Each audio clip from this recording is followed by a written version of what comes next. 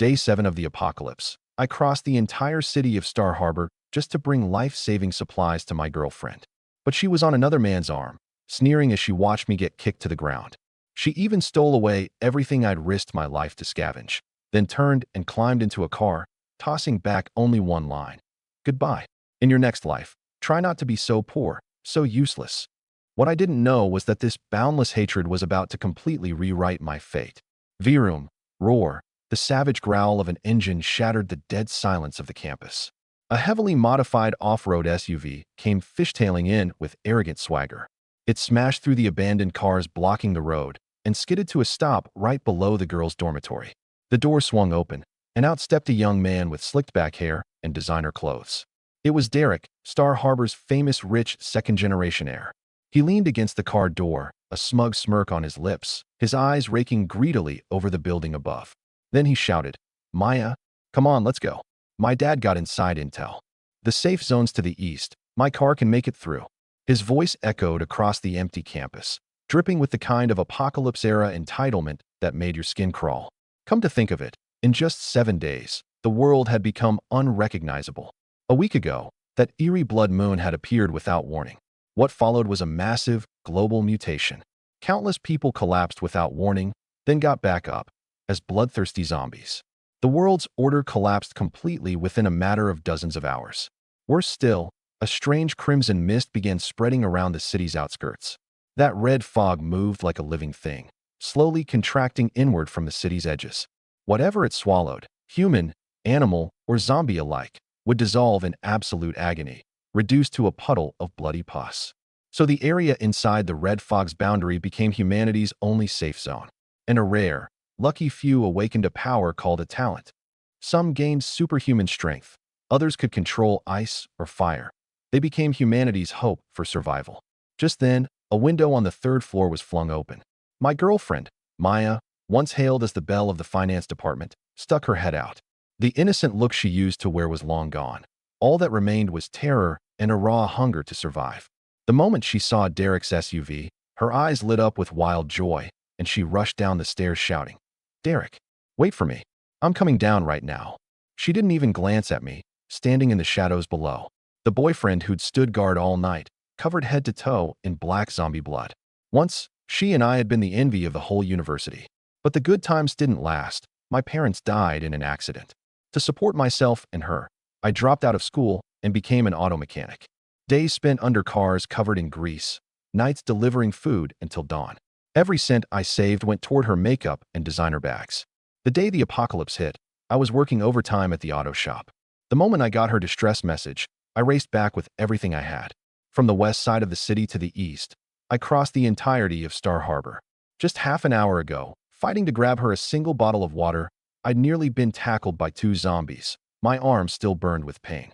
On my back was a bulging backpack, stained with filth, packed with precious supplies I'd risked my life countless times to scavenge. A few bottles of water, some compressed biscuits, a few cans of meat. Seeing her about to leave, I called out hoarsely, "Maya, don't trust him. There are more zombies out there, and the red fog. That junk heap of his won't make it through. Come with me. I have a plan." My plan was actually simple. I knew the city's back alleys and terrain, and I had a bicycle, hidden away, beat up but still rideable. This was the most practical path to survival someone at the bottom like me could come up with. But Maya had already run down the stairs with her small bag, and she paused, looking at me. Her eyes were cold, full of disgust, dripping with undisguised contempt.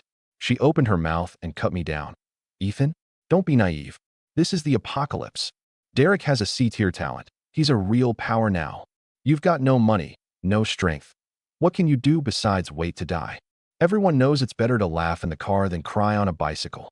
With that, she hurried to Derek's side and hooked her arm through his, intimate and familiar. She pressed her chest against him on purpose, her voice sickly sweet. "Derek, I knew you'd come save me." Derek shot me a smug glance, wrapped an arm around her waist, and kissed her. "Good girl. Get in." Then his gaze swept over my backpack, and a flicker of greed crossed his face. "Oh, picked up some good junk, huh? Maya, that's perfect for you. Go grab it." Maya didn't hesitate for a second.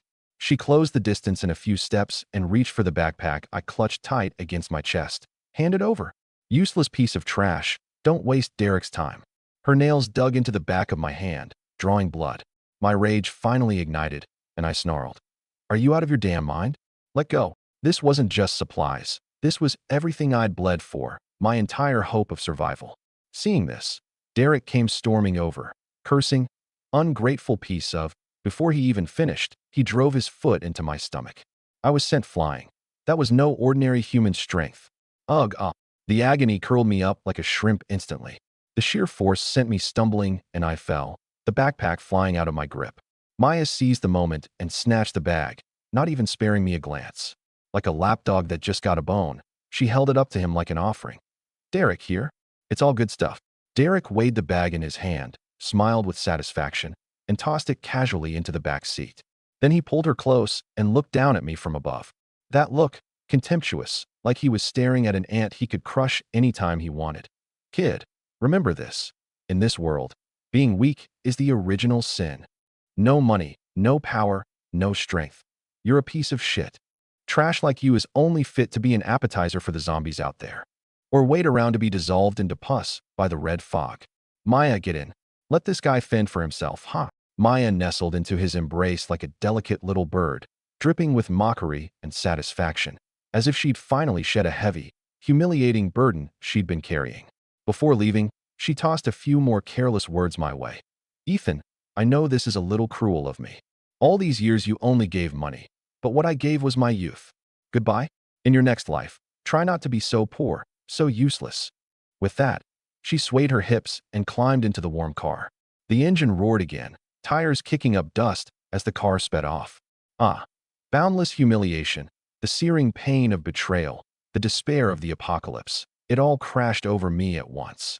The agony in my stomach was completely drowned out by an overwhelming tide of hatred. Why? 3 years of genuine devotion, and it couldn't outweigh one SUV? Why? I'd guarded her with my life, and all I got back was a kick and a sneer. What gave them the right? I fought to survive, and still got trampled into the mud like dirt. This hatred surged straight to my head, like it was going to blow my skull apart. A force from somewhere deep in my soul began crashing wildly through my body. Watching the zombie my shouting had drawn, I hissed through gritted teeth. I'm tired. Just end it. Hurry up. Before I even finished, a hum. That eerie red sun in the sky seemed to respond, suddenly firing down a pillar of light.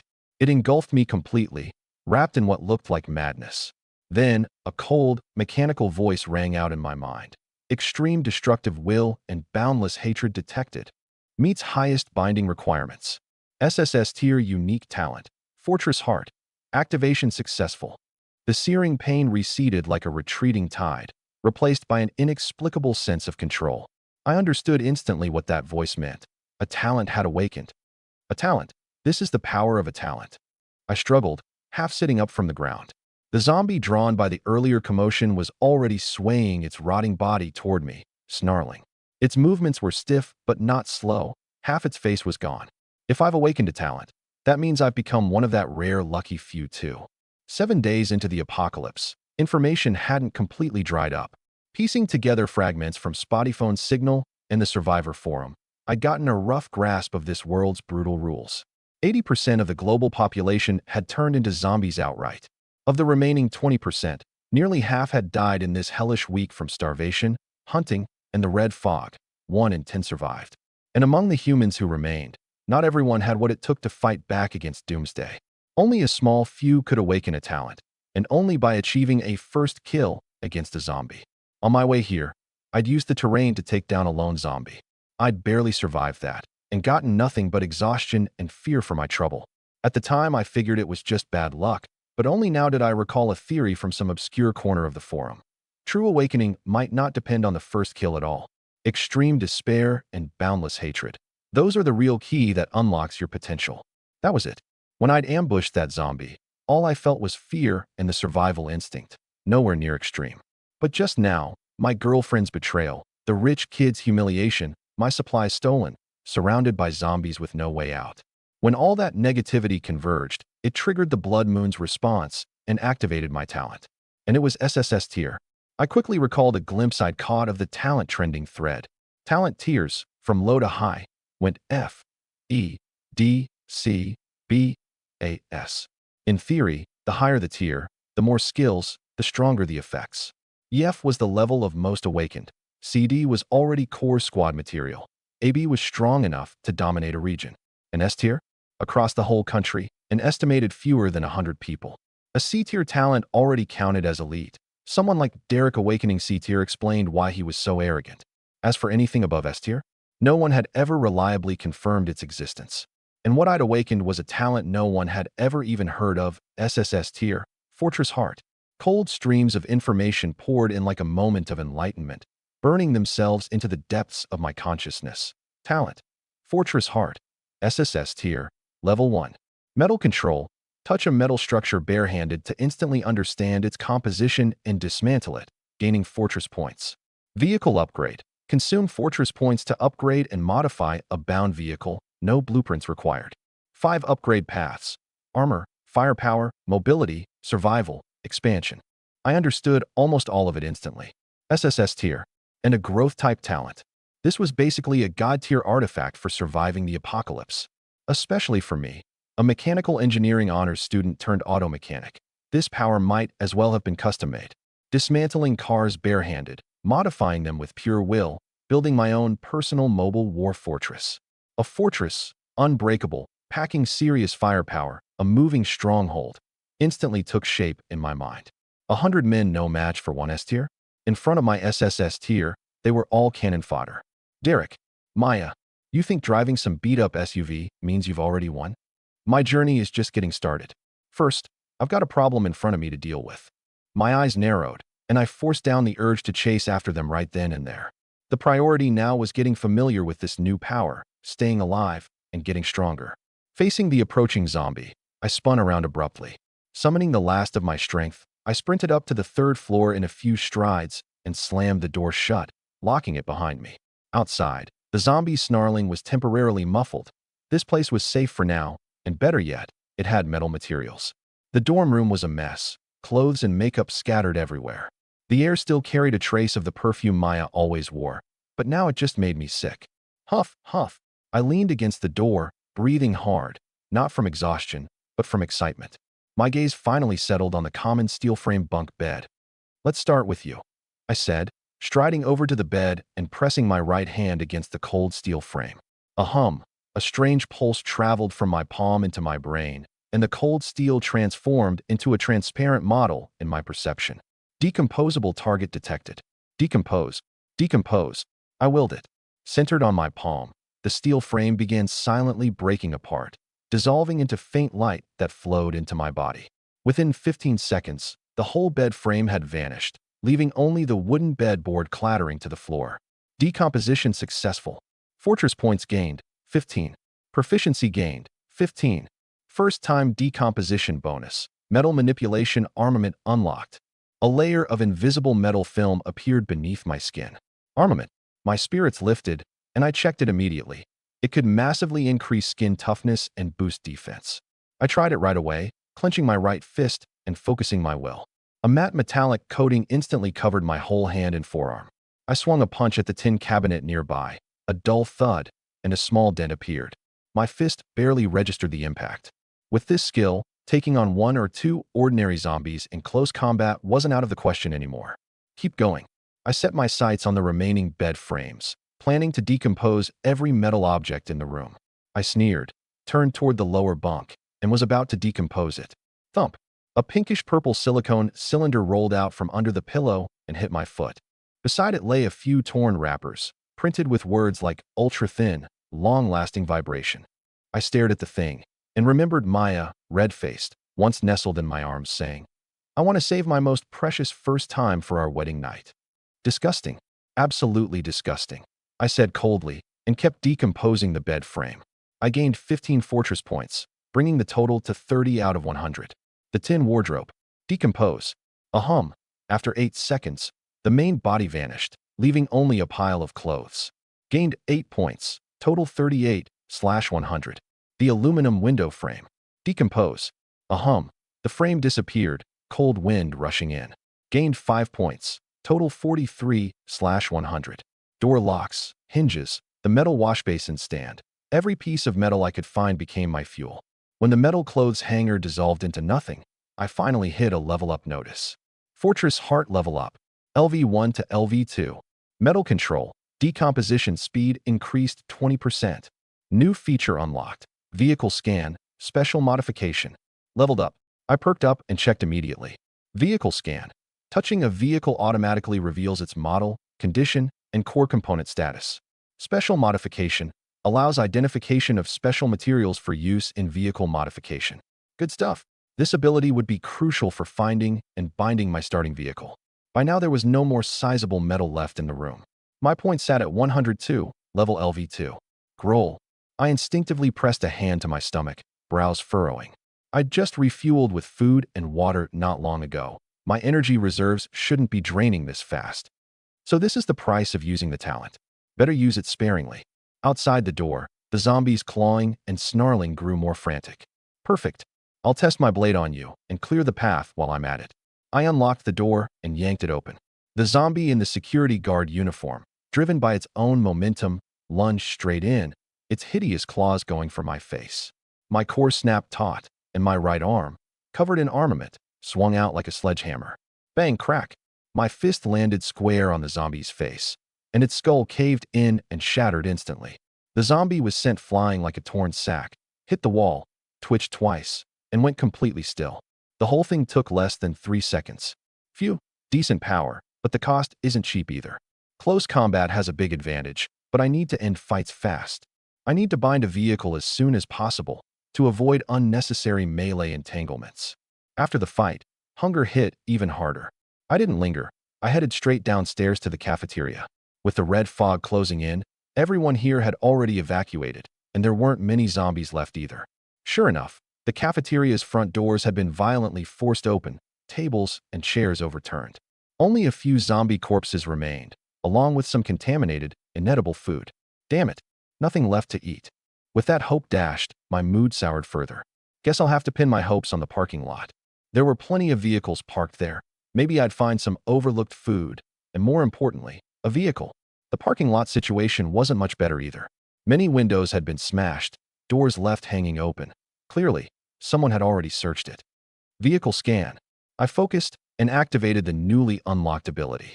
Walking up to what looked like an intact black SUV, information flooded into my mind. Engine piston rings cracked, fuel tank nearly empty, left front suspension deformed. I couldn't help but curse. Damn, this is basically a rolling coffin. If I'd had this ability back when I was fixing cars, seeing every flaw at a glance, I'd have been a master mechanic long ago. Reality was staring me in the face. I needed a car that was tough, fuel efficient, and had enough space. I bit back my impatience and moved through the parking lot despite my hunger. One sedan had a wrecked chassis. One electric car's battery was bulging. Neither would start. A tiny elderly mobility scooter was intact and fuel efficient, but the space was too small, basically a tin can on wheels. An SUV was in good condition, but its fuel economy was a pitiful 9 miles per gallon. A gas guzzler. Can't afford to run it. Just as I was about to give up, a glint out of the corner of my eye caught an unremarkable car tucked in the corner of the lot. A boxy body, a plain, unpretentious design. The nation's beloved workhorse, a Wuling Hongguang minivan. Ah, this. I stopped in my tracks and approached it with my last shred of hope. A hum. Information flooded in, and my eyes lit up instantly. Battery depleted, half a tank of fuel remaining. Fuel economy up to 34 miles per gallon. Extremely efficient. Engine running well. Chassis intact. No deformation. No way. It really is the nation's favorite car. I nearly shouted out loud. Tough, fuel efficient, plenty of space. It fit every requirement perfectly. A dead battery was a minor issue. As long as the 3 core components were healthy, it could run. This plain, unassuming body in front of me now blazed with the most brilliant light in my eyes. This wasn't just a minivan. This was the perfect embryo for a future mobile war fortress. You're the one. I took a deep breath and pressed my right hand to the hood. Binding successful. Absolute control over this vehicle acquired. With a thought, I willed, unlock. A click, and the central locking system popped open. I pulled the door open, and a mix of dust, motor oil, and tobacco smell hit me. I climbed straight into the driver's seat and quickly checked the interior. The back seats had already been folded down, forming a decent-sized cargo space. Inside was a jumble of shovels, wrenches, nylon rope, a small generator, and a few empty fuel cans. A construction cruise car? No wonder it wasn't looted. I understood immediately. The people fleeing in a panic were after food, medicine, and weapons. Who'd bother hauling off heavy tools like these? Which worked out in my favor. Just then, out of the corner of my eye, I spotted an unopened case of bottled water next to the generator. Beside it was a bulging plastic bag. I practically lunged for it. Over 20 packs of instant noodles, a few packs of pickled mustard greens, 2 bags of sausages, and even a portable electric hot plate. Heavens helping me here. This was an absolute lifesaver. I quickly twisted open 2 bottles of water and gulped them down in one go. Then I tore open a pack of instant noodles, crumbled the noodle brick, and shoved a handful of the dry noodles straight into my mouth. After chewing through the ramen, I stuffed down 2 sausages, and the hunger finally eased a little. Phew. I leaned back in the driver's seat, letting out a satisfied breath. With water and food, my basic survival needs were stabilized for now. The nation's favorite ride, start up. I picked up my dead phone, found the charging port, and plugged it in. The screen quickly lit up with the charging icon. With my body replenished, my mind had also recovered quite a bit. I finally had a moment to calm down and pull up the vehicle modification panel. Current Fortress points, 102, 5 upgrade paths available.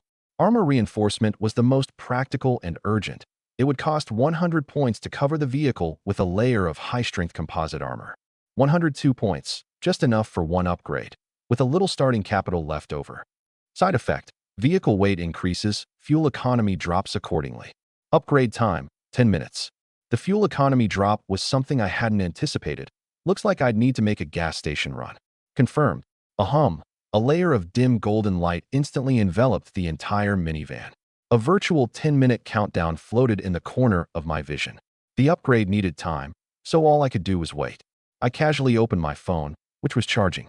A week into the apocalypse, most areas had long since lost water and power. By rights, satellite communications should have gone dark too, but my phone's signal was actually stronger than before.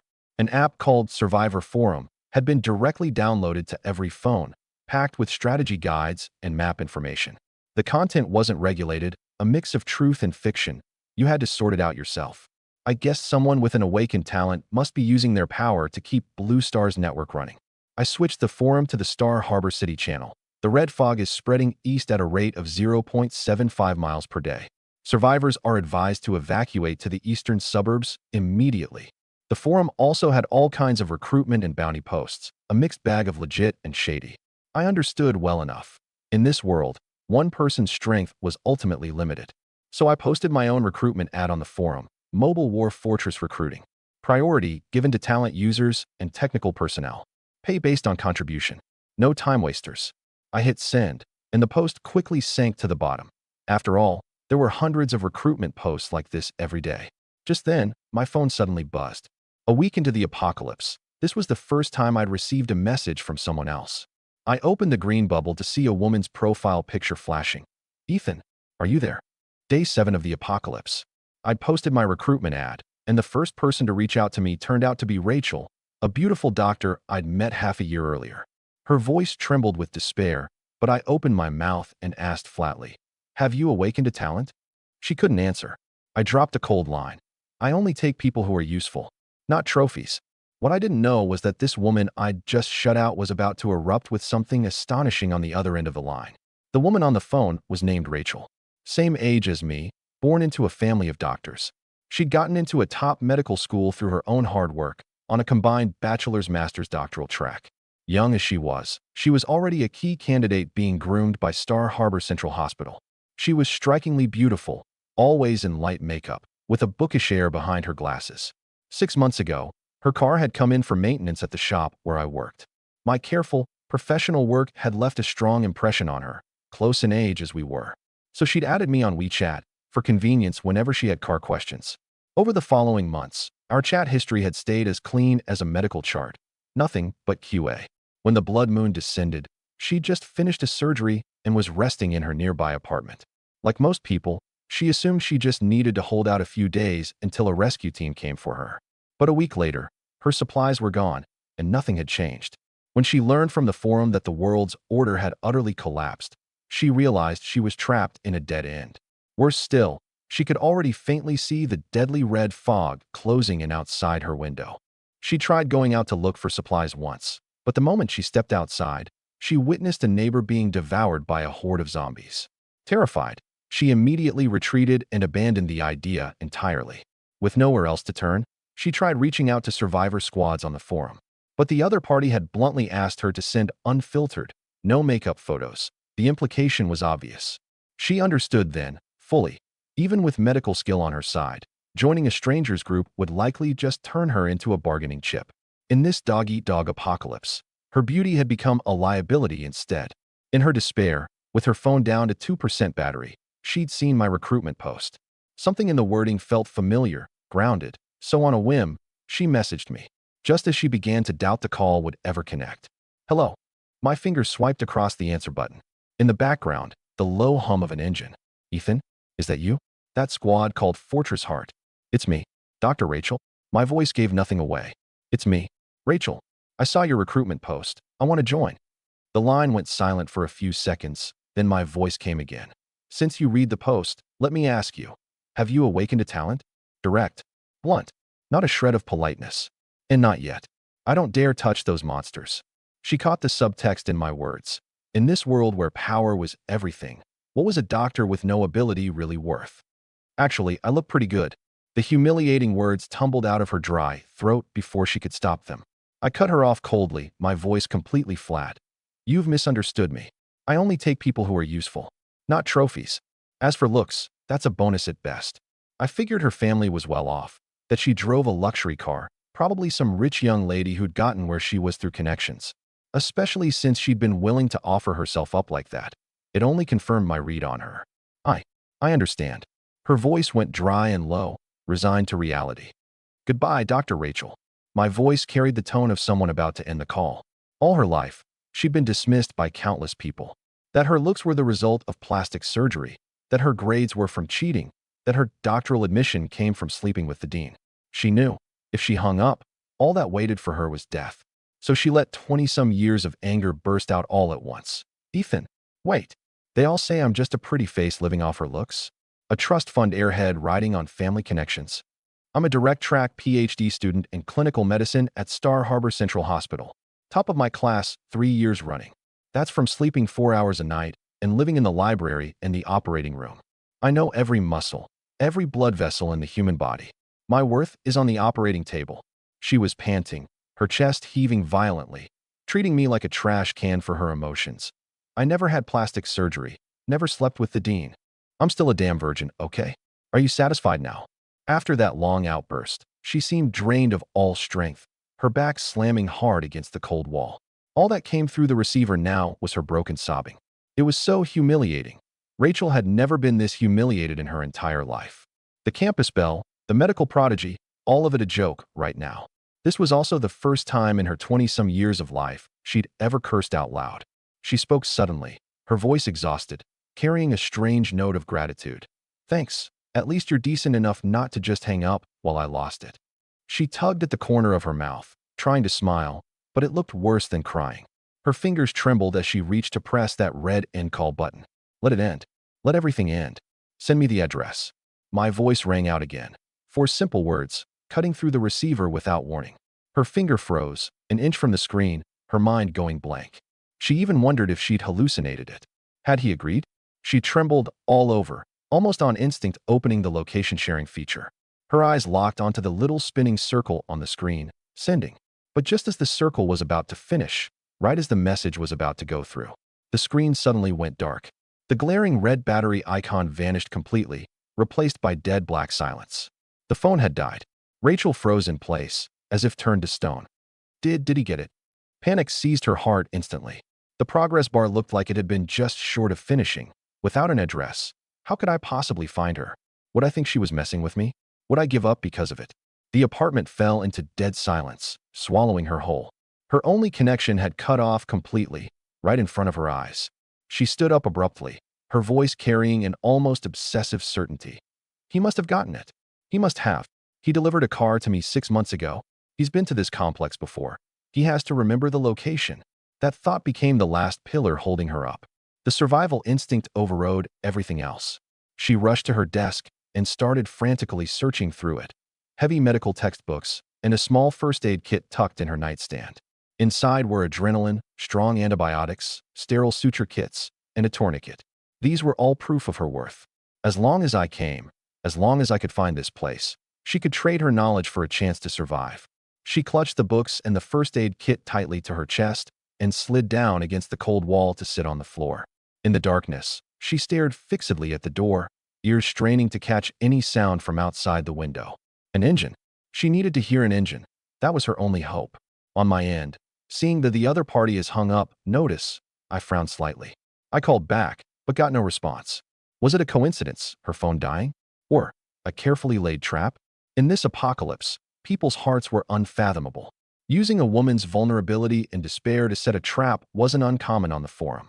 I wasn't some saint, and especially after being burned once by Maya, my plans had no room for pointless baggage. But that last outburst from Rachel had sounded real, and it hit precisely on what I needed most right now, a good doctor.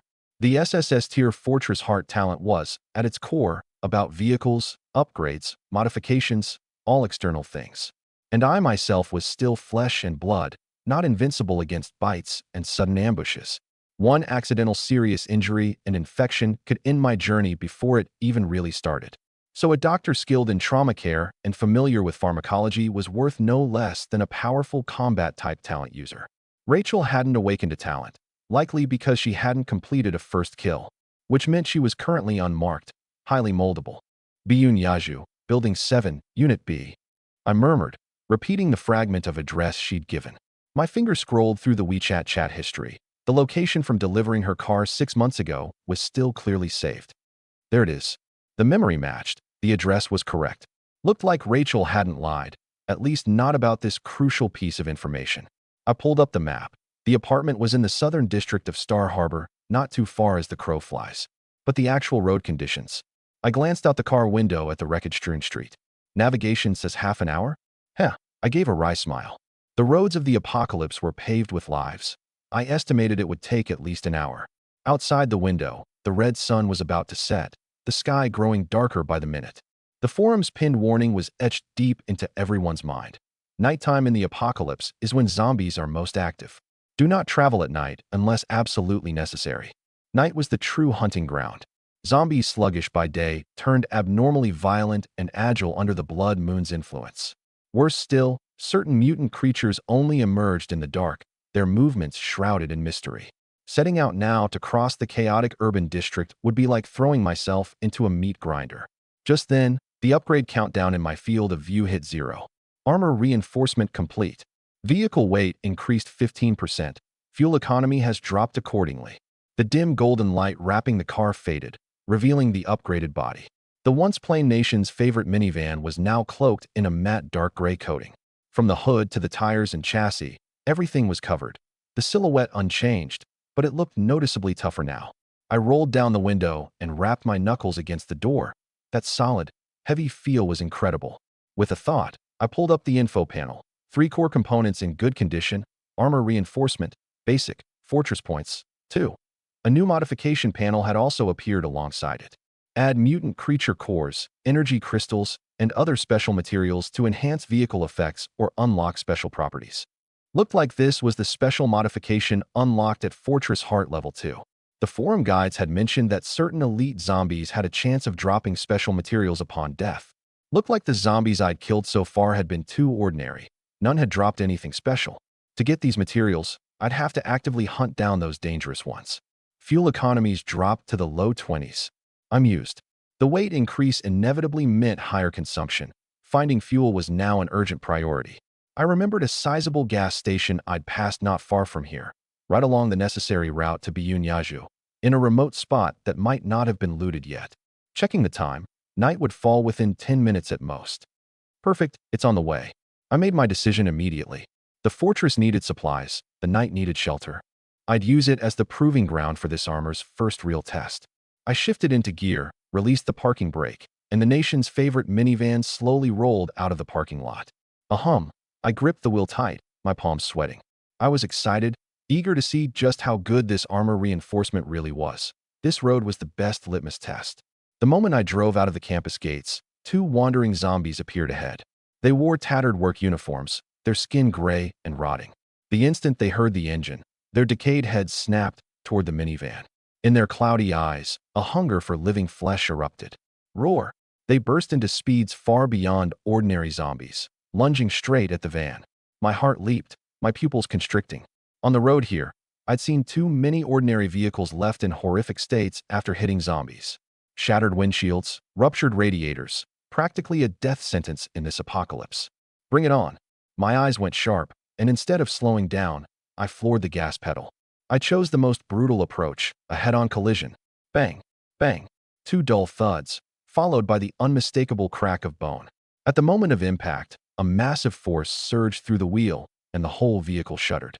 Then my view ahead suddenly went black, not dizziness, but something completely smearing the glass. A huge mess of flesh, brains, and yellow-green fluid splattered across the windshield like squashed tomato sauce. Stuck to the wiper blade was a blood-streaked zombie eyeball, swinging with the motion of the car. I took a deep breath and switched on the wipers, my vision gradually clearing. Dozens of yards away, the two zombies were embedded in the wall of a low storefront like squashed mosquitoes, their bodies nearly pulverized by the massive impact, guts and blood staining the mottled wall. In my car's front, the bumper was completely intact, the windshield untouched. That layer of matte gray armor hadn't even lost a speck of paint. Huh. Armor reinforcement. This is terrifying. I couldn't help sucking in a cold breath. Just one level of defense reinforcement, and an ordinary zombie's impact was like an egg hitting a rock in front of it. 100 points already got me this. If I keep reinforcing it further, firepower, mobility, survival, expansion. My heart pounded, as if I could already see the future. This nation's favorite minivan would transform, step by step, into a true steel behemoth, running wild and unchallenged across the apocalypse. I didn't hesitate any longer, cranking the wheel hard. The minivan's small, compact frame worked to its full advantage, weaving through narrow gaps like a slithering dragon. Along the way, 7 more reckless zombies tried to block me, and the vehicle remained just as solid as before. My confidence swelled rapidly with every successful collision.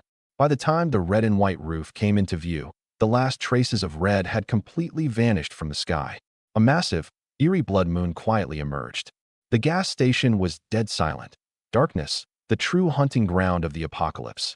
I slowly pulled the car into the shadow of the entrance and killed the engine. The zombies wandering along the way had clearly increased in number, staggering out from every dark corner. Faint, inhuman howls carried through the night, especially chilling. Near the gas station itself, for now, all I could hear was the wind. My taut nerves relaxed just a little. The safest move, of course, was to stay in the car until dawn. After all, with Fortress Heart's boost, this minivan was practically a small safe zone of its own. But I also understood, fortune favors the bold, and only the timid starve. Having just awakened my talent, I was still far behind the strong players I'd seen on the forum. On top of that, my talent and skills both consumed a lot of supplies. I decided I'd get out and check things out in a bit. Roar! A deafening howl suddenly came from the direction of Star Harbor University, several miles away. I whipped my head around, staring in that direction. By the dim glow of the blood moon, I saw something I'd never forget as long as I lived. An unimaginably massive silhouette was slowly rising up from the university grounds. That outline had to be at least 30 stories tall, like a titan straight out of mythology. That terrifying figure slowly raised a palm the size of a small hill. Boom! Under that massive palm, an entire dormitory building crumbled in an instant. Bricks and stone flew. Dust surged skyward like a small mushroom cloud. A single strike, and a sturdy dormitory building was reduced to rubble. So this is the horror of an apocalyptic night. I murmured to myself, my voice trembling, with a hint of excitement I hadn't even noticed in myself. I forced myself to tear my eyes away and turned back to the gas station in front of me. It was calm here for now, but definitely not a place to linger. Suddenly, my gaze locked onto the convenience store's glass door. By the faint light of the blood moon, near the checkout counter, a flicker of extremely faint orange light, gone in an instant. It looked exactly like what the forum had described, the special energy crystals that only elite mutants dropped. Special material. My heart leaped. Vehicle modification needed special materials, and here it was, right in front of me. But almost the instant I spotted that light, a pair of ghostly green eyes locked dead onto my direction. A shrill, piercing screech erupted, nothing at all like a human voice. Roar screech. That thing had spotted me. Retreat or flee. Day 8 of the apocalypse. A grease-covered monster used a flame-spewing gas nozzle to set my car door on fire. I tore off its arm, smashed its head in, but I never imagined that was only the beginning of the nightmare. As I finally collapsed into exhausted sleep, a sobbing woman crying for help knocked on my window, and hidden behind her sweet voice was a gun pressed against my temple. Just then, in the glow of the emergency lights, a misshapen silhouette appeared. A gas station uniform hung awkwardly off its bloated, deformed body. Its left arm, the entire forearm, was gone, replaced by a gas nozzle nearly a yard long. Its whole body was coated in a thick layer of grime, radiating a danger far beyond an ordinary zombie's. Could this be an elite-tier zombie? According to the forum, ordinary zombies mostly retained a human shape, but more fully evolved elite zombies would specialize certain body parts, gaining even greater power. Just then, the nozzle zombie moved. It didn't lunge straight at me. Instead, it abruptly raised that gas nozzle arm. Shoo! A stream of viscous, blackish-red liquid shot out like a pressure washer, striking precisely on the driver's side door. The heavy stench of gasoline instantly filled the air. My pupils constricted. That was the smell of gasoline. Before I could even react, a spark of blue electricity flickered at the end of the nozzle. The gasoline-soaked door burst into orange flame in an instant. Intense heat poured through the door, and the temperature inside the cab spiked instantly. Damn it! I cursed under my breath, heart pounding. Armor reinforcement gave decent physical defense, but this was direct fire exposure. And with the cramped interior, if the flames spread inside, I'd be roasted meat inside a tin coffin. I couldn't stay in the car. Gotta get out. My mind raced, and I made the call instantly. Shifted into gear, released the brake, all in one smooth motion. Reversed quickly, pulling clear of the flames. Then I slammed the brake, floored the gas at the same time, and launched the van straight at the flame-spewing zombie. The nozzle zombie clearly hadn't expected its prey to counterattack suddenly, and its movement stalled for a beat. But it was an elite monster after all, its reactions still fast. The gas nozzle arm spun abruptly, aiming the burning muzzle at the windshield. Searing heat rushed at my face, swallowing the whole vehicle and blocking my view. Fortress Heart. Open the doors. I roared in my mind. Click, click. The left and right door locks popped open instantly. Without a second's hesitation, the moment the doors opened, I threw myself out of the driver's seat, tumbling free. Scorching heat brushed past my back, leaving a burning sting all over. Almost simultaneously, the nation's favorite minivan, driven by momentum, punched straight through the wall of flame and heat. The reinforced, sturdy front end slammed solidly into the zombie's waist. This impact was nothing like the collisions with ordinary zombies before. The massive force didn't shatter it. Instead, it drove the creature, shelving unit and all, straight into the convenience store. The nozzle zombie was pinned hard against a load-bearing column, unable to move. Only that gas nozzle left arm still thrashed wildly, but the muzzle had been crushed out of shape, its spray severely reduced. Good opening. I gritted my teeth through the pain and rolled to my feet. This had caused too much commotion. I needed to end this fast. I reached out my right hand, gripping the gas nozzle, the cold metal touch giving me an idea. Metal control. Decompose it. I silently commanded. Fortress Heart's power surged through my arm, locking hard onto the nozzle. That twisted, thick nozzle arm began decomposing at a visible rate. Starting from the tip, it dissolved into extremely fine particle streams, absorbed into me. The barrel, along with the zombie's arm, was completely reduced to nothing, leaving only a charred stump. Decomposition successful.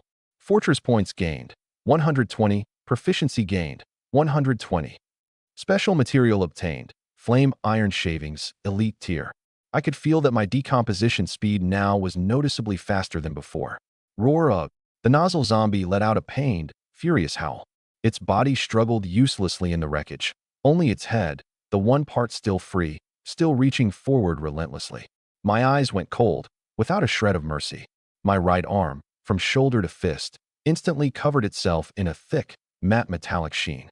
The upgraded metal armament now covered a wider range. Trying to bite me? Try this.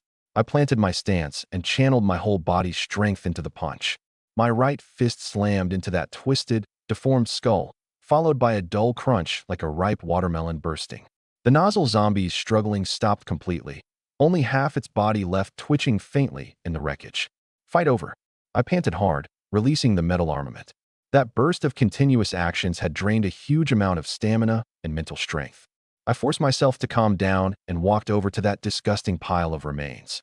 Fighting back a strong wave of nausea, I kicked aside the shattered skull fragments. Sure enough, deep in the cranial cavity, I found a peanut-sized crystal.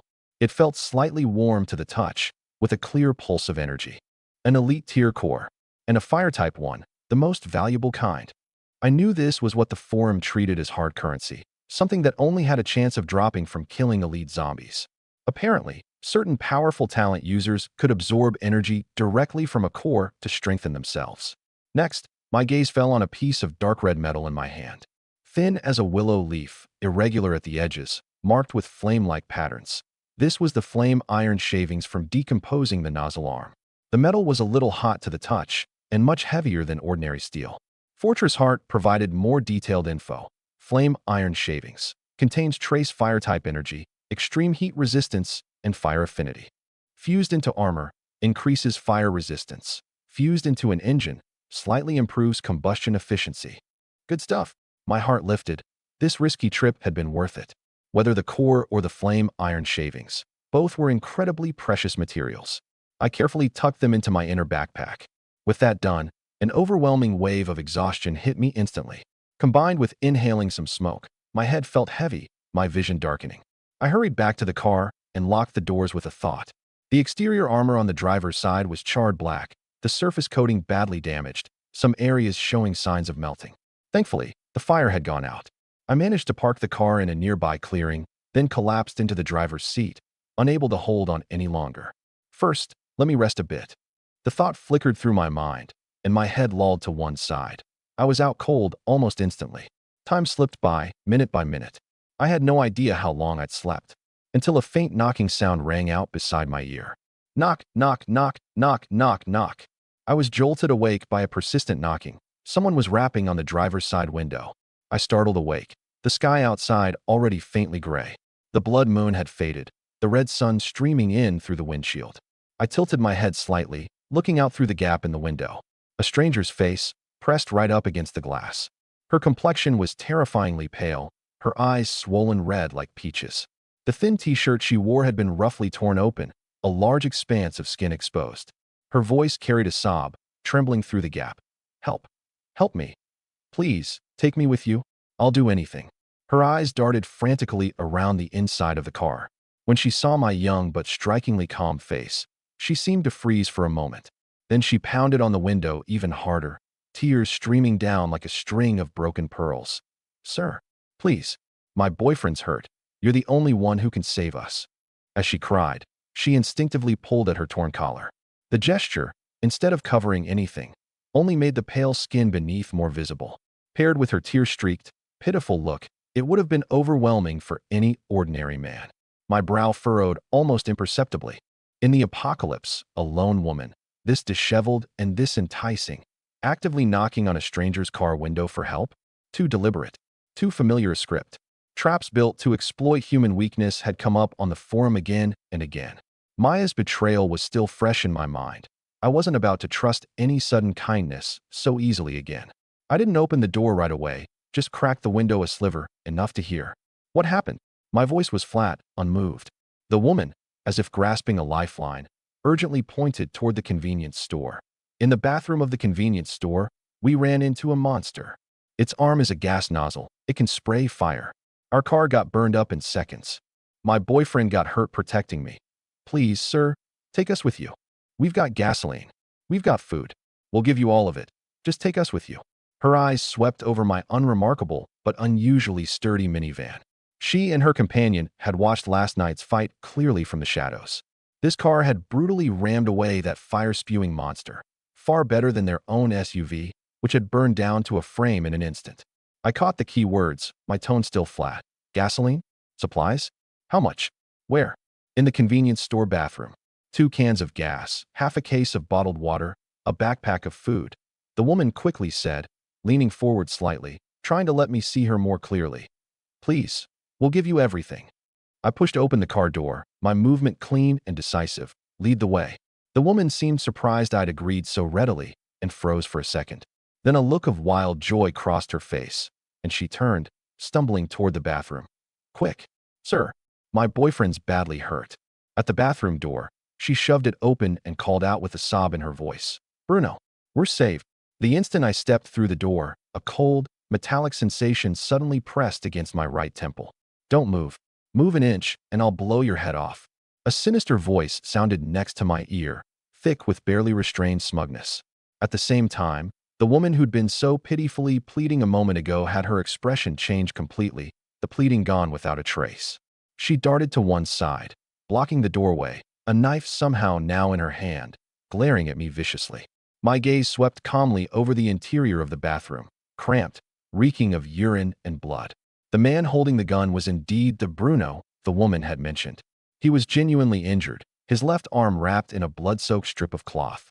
His right hand held a police pistol steady, the black muzzle pressed dead against my head.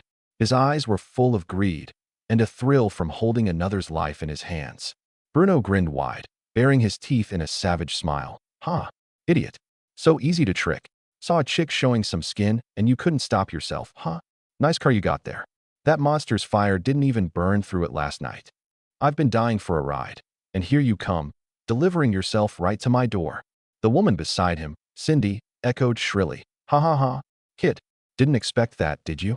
Too bad your brain's not as sharp as your car. In this apocalypse, sympathy is the cheapest thing there is. Bruno, take his car keys. Look at him, he's gotta have food. Bruno pressed the gun harder into my temple. Know what's good for you. Hand over the car keys and everything valuable now. I'm in a good mood. Might just leave you a whole corpse.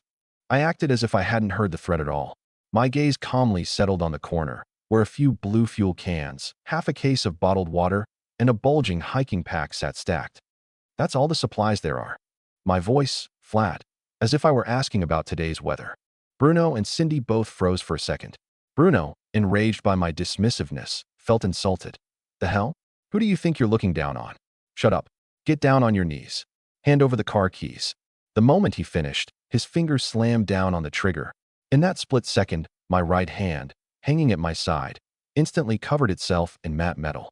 Metal control, armament. No dodge, no block. I simply raised my right arm, crossing it in front of my temple. Bang. But the scene I'd expected, brains splattering everywhere, never came. Instead, a crisp clang of metal, sparks flying. A deformed bullet dropped uselessly to the filthy floor. The grin on Bruno's face froze instantly, twisting into pure terror. His eyes went wide, as if he'd seen a ghost. You? What kind of monster are you? A talent user? Cindy screamed in fright, nearly dropping the knife in her hand.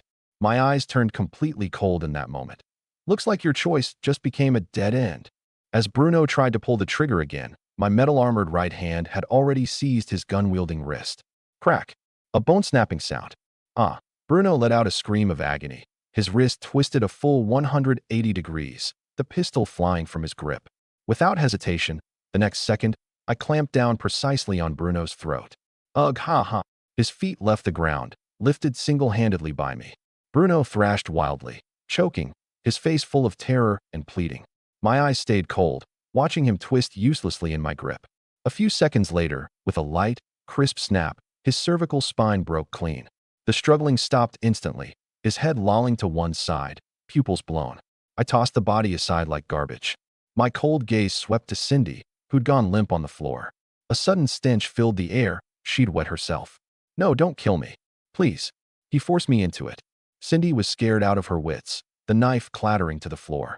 She dropped straight to her knees, kowtowing. Sir, I was wrong. Please let me go. I'll do anything. As she cried, she frantically tore at her already torn clothes, trying to use her body as her last bargaining chip. There wasn't a flicker of feeling in my eyes. In this apocalypse, I'd heard of plenty of people willing to sell out anything to survive. This woman in front of me, and Maya who'd abandoned me for an SUV last night, weren't fundamentally any different. They were both venomous snakes, clinging to the strong, ready to strike back at any moment. Mercy? That would only get me killed. Without a shred of hesitation, my right fist swung at Cindy's head. Her pleas cut off abruptly, her body collapsing to the floor, a clear fist-shaped mark on her forehead. The bathroom fell into a heavy stench of blood and dead silence. I shook the blood off my arm, the metal armament slowly fading, revealing unblemished skin beneath. I checked over the 2 cans of gas, the half case of bottled water, and the bulging hiking pack. Inside were some compressed biscuits, canned meat, and a few packs of cigarettes. Looked like this was the fruit of their own scavenging, which conveniently saved me the trouble. I picked up the pistol, 4 rounds left, and a decent-looking knife too. Not a bad haul, I said flatly, packing up the supplies. I took one last look at the 2 still warm bodies on the floor, then turned and walked toward the minivan. That fight, though, had drawn quite a few zombies. This place wasn't safe to linger. Meanwhile, at Buyunyaju, Building 7, Unit B, Rachel was curled up in a corner, clutching her packed bag tightly to her chest. She hadn't closed her eyes all night, straining to catch even the faintest engine sound. But besides the distant, faint howling of zombies, there was nothing. Her eyelids felt like they were weighted with lead, her mind throbbing from exhaustion. Thud, thud, thud. A clear, restrained knock suddenly sounded, right outside the door. She held her breath, frozen in place. Was it him? Ethan? A deliberately lowered, anxious male voice came through the door. Little Ray. It's me, Vincent. Open the door quick. We need to leave right now. Vincent? Her nominal fiancé? The only son of a pharmaceutical conglomerate board director, 8 years her senior, the perfect son-in-law in her parents' eyes. Slicked hair, showy manners, always with my dad's company on his lips. He'd vanished into thin air the moment the apocalypse hit, 7 days without a word. Rachel had already assumed he'd either been swallowed by the sea of corpses or was hiding somewhere too preoccupied to think of her. How had he found this place? How did he know she wasn't dead? Countless questions exploded in her mind, but her body moved before her thoughts could catch up. Survival instinct drove her stumbling toward the door. Through the peephole, she saw that familiar yet strange face. It really was Vincent. His hair carefully styled, that expensive tailored suit dusted with some grime, though his collar remained impeccably neat. His brow was furrowed, eyes scanning the hallway anxiously, as if dodging something. For a moment, Rachel nearly turned the door latch. A familiar face, in this hellish apocalypse, was itself a form of security. Okay, I'm coming. Just as her fingers were about to press the door handle, a tiny, nagging sense of wrongness caught her attention. Vincent had a deeply ingrained habit. His left eye would twitch unconsciously when he was nervous. But the man outside the door showed not a trace of extra expression on his face. Could it be he wasn't Vincent? Cold sweat instantly soaked through her back. She'd heard on the forum that people who'd awakened talents had abilities far beyond ordinary human understanding. Maybe the man outside was one of the awakened. Little Ray, open the door, quick. There's no time. The Vincent outside the door pressed even more urgently, the knocking growing heavier, tinged with an unmistakable insistence. She forced herself to stay calm, asking through the door in as steady a voice as she could manage. Vincent, how did you know I was in this building? The other party's tone was full of sincerity. I've been looking for you this whole time. Used every connection I had to track you down. Open the door, we can talk on the way. Used every connection? In a world where order had collapsed and zombies roamed free, Rachel's suspicion deepened. She decided to test him once more. Vincent. Oh right. That adrenaline shot my dad developed. Is it still at your company? What Rachel was actually referring to wasn't adrenaline at all. It was a gastric cancer-targeted drug Vincent's company had just launched onto the market 6 months ago. Vincent had once bragged to her, smugly, about the massive profits from that project. Just 1 or 2 seconds of silence, but it stretched long, like an entire century. Rachel's heart nearly pounded out of her chest. The figure outside the door clearly paused for a beat, his voice carrying a forcibly suppressed hesitation. Oh, of course it's still there. How could I possibly lose something that important? Just open the door, forget about the medicine. Let's get out of here first. Completely wrong. That line was the final straw. Whatever wore Vincent's face right now was absolutely not her fiancé. It was some kind of creature capable of shape-shifting, or someone with an awakened special talent. How had it found this place so precisely? How did it know about her and Vincent's relationship? What was its goal? Capturing her? Or something even more terrifying? Rachel's voice shook uncontrollably, overwhelming fear nearly choking her. Oh, okay. Okay, let me pack up a few things. Right away. My ID and some very important research materials. I can't leave those behind. Wait for me outside. Just a moment. Don't open the door. Absolutely do not open the door. The Vincent outside clearly hadn't expected this kind of response. After a brief silence, the knocking grew more urgent and heavy. Thud, thud, thud. Little Ray, what kind of time is this to worry about that stuff? Is your life more important, or paper? Open the door now. Stay any longer, and the monsters will come back. The threat in that voice barely bothered to hide itself anymore. Rachel, trembling, felt for the fruit knife she always carried. Its cold metal touch offered no comfort at all. The pounding at the door outside grew louder and louder. Rachel bit her lip hard until she tasted the thick taste of blood. She closed her eyes and screamed silently in her heart. Ethan, where are you? Get here, please. Day 8 of the apocalypse. I reached Rachel's apartment, kicked the door open, and drove a knife through the back of the skull of the pervert who'd been impersonating her fiancé. But I never imagined the one who'd sold out her location was her own rightful fiancé, Vincent. And every single line in the messages this man had sent treated her like nothing but merchandise to be traded. Little Ray, open the door. I'll break it down if you don't. The urgency in the Vincent outside the door had completely faded now. Stop pretending. Who the hell are you really? Rachel's voice pitched higher with fear. The pounding on the door outside stopped abruptly. A few seconds later, an entirely unfamiliar laugh cut through the door. Ha ha ha. Dr. Rachel, you're pretty sharp. Just like that coward Vincent said. You've got a real fine mind on you. Then, the door lock let out a groan of protest that couldn't hold on any longer. With a crash, the entire door slammed inward. Standing in the doorway was a short, stocky man, his face thick with fat, oozing sleaze. His smile carried something almost sickly, his triangular eyes flashing with undisguised greed. That gaze crawled shamelessly all over Rachel, as if he could strip her bare with his eyes alone. You know Vincent? Where is he? Coleman sneered, as if he'd just heard the funniest joke in the world. That coward? Off cozying up to his little side piece in a car, living it up. Your location, he told me himself, in exchange for 2 packs of cigarettes and a bottle of water. Impossible. Rachel felt as if struck by lightning, her face draining to paper white in an instant. That man, whom she felt nothing for, but had still treated politely in front of her parents. He'd sold her out like merchandise? But her remaining rationality told her, if not for that, how could this man have found this place so precisely? What's impossible about it? Coleman took a step closer. In this world, aren't women just supplies too? Especially pretty supplies like you, a hot commodity. Let's properly introduce ourselves. On the street, they call me Coleman. Come to think of it, we're actually old acquaintances. Coleman licked his thick lips lewdly, his eyes flashing with a sickly fervor. 6 months ago, acute appendicitis. It was your own hands that pulled me back from the brink. From that day on, I couldn't stop thinking about you. The way your hands held the scalpel. Calm, powerful, perfect. Coleman spread his arms wide, his face twisted with a sick excitement. See this? My talent, 1,000 faces. I can turn into any appearance I want. The next second, he morphed into the face of a popular idol, a corrupt smile at the corner of his mouth. Baby, like this face? Before Rachel could react, the face changed again, into a muscular fitness influencer. Or maybe you prefer this rugged type? Then he became a rugged, deep-voiced action star. Or maybe, mature and steady? Finally, he shifted back into Vincent's hypocritical face, his eyes still sickeningly lewd. Or how about we just use your fiancé's face? Feels more fitting, doesn't it? Rachel's stomach churned, an overwhelming wave of nausea nearly making her retch. She'd never imagined an ordinary surgery would draw a monster like this into her life. Stay back, or I'll take you down with me. Rachel screamed, brandishing her trembling fruit knife at Coleman. Take me down with you? Coleman's expression turned cold, but instead of backing off, he took another big step forward. Fine. So what if you die?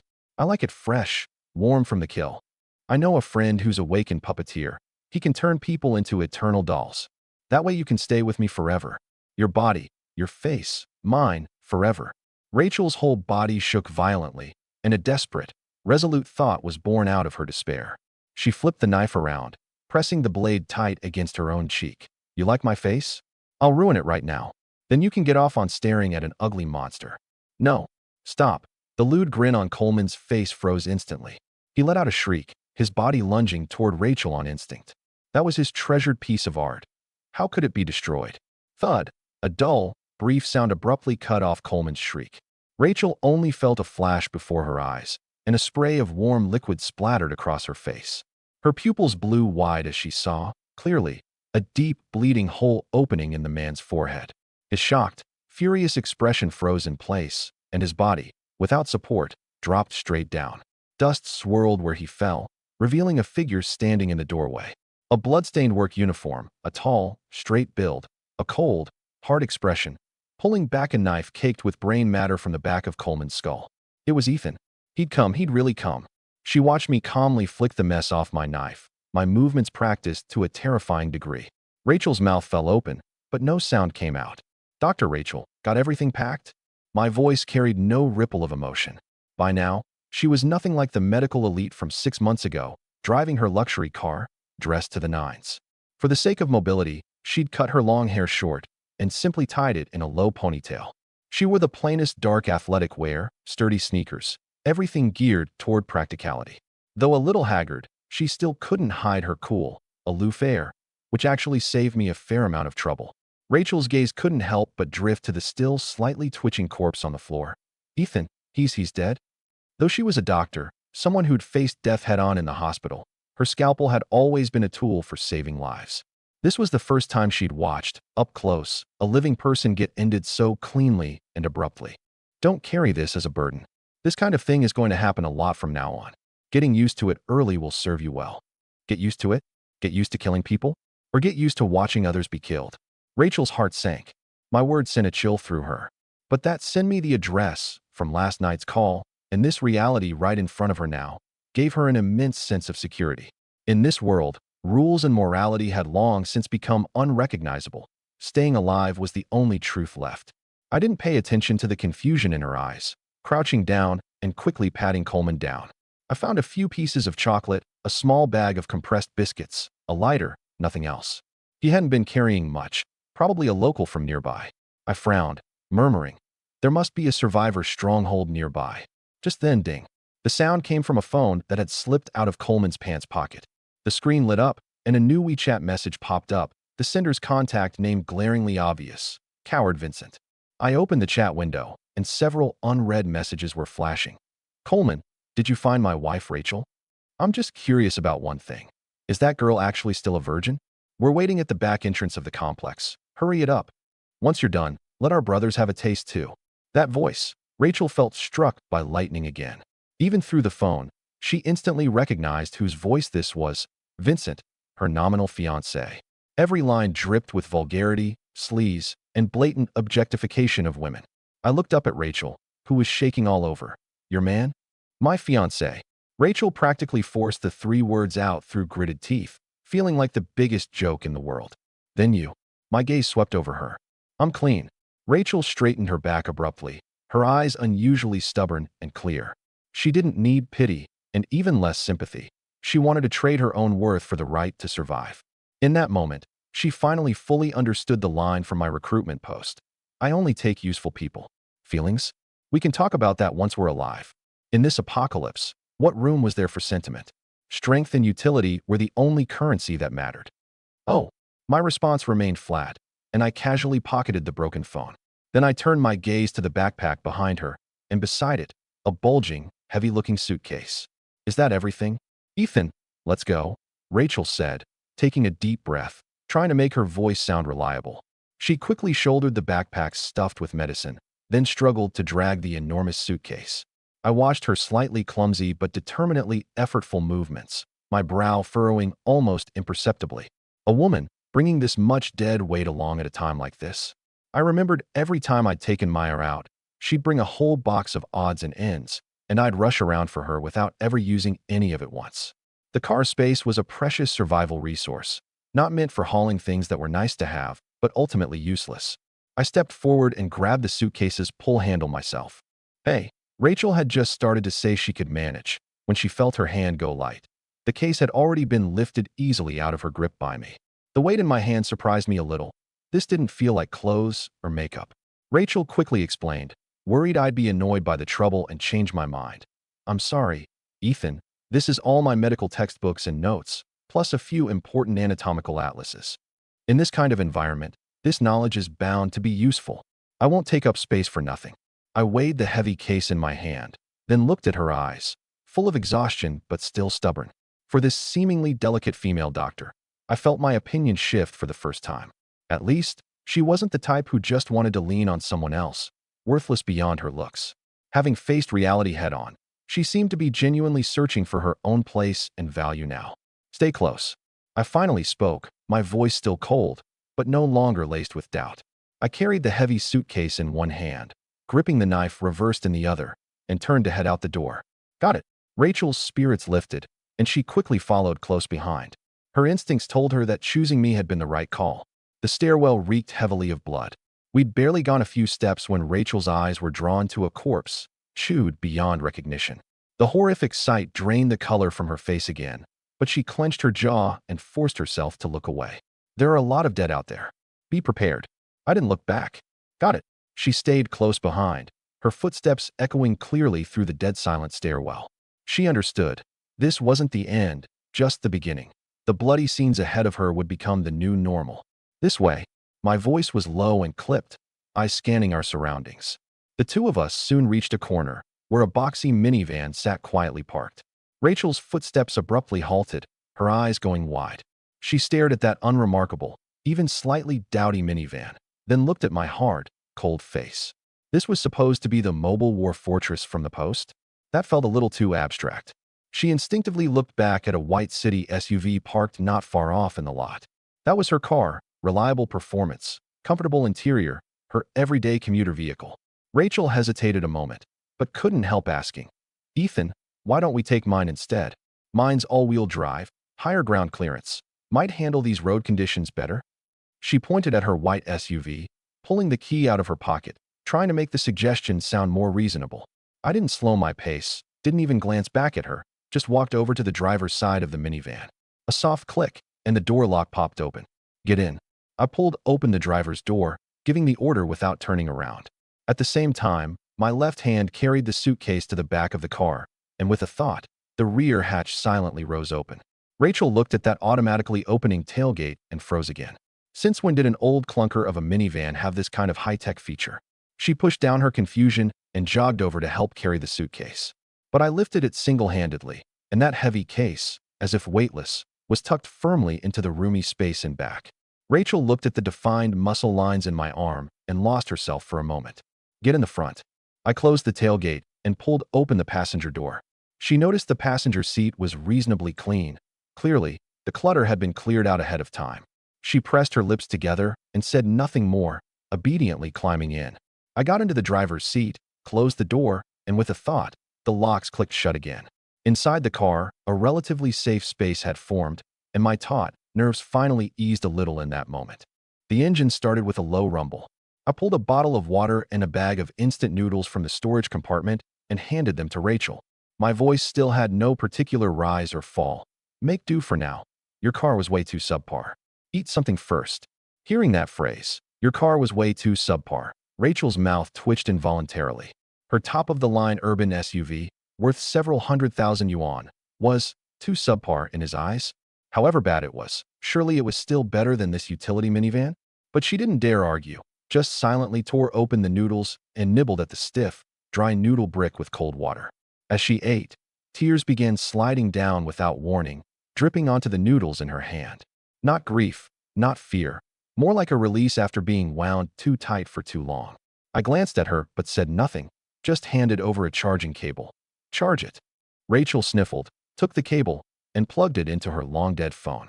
"Dr. Rachel." My voice broke the silence. She looked up, quickly wiping away her tears. "Since you read my post and agreed to join, from now on, you're part of my team. This vehicle is our mobile base and the foundation of our survival. There's only one rule here.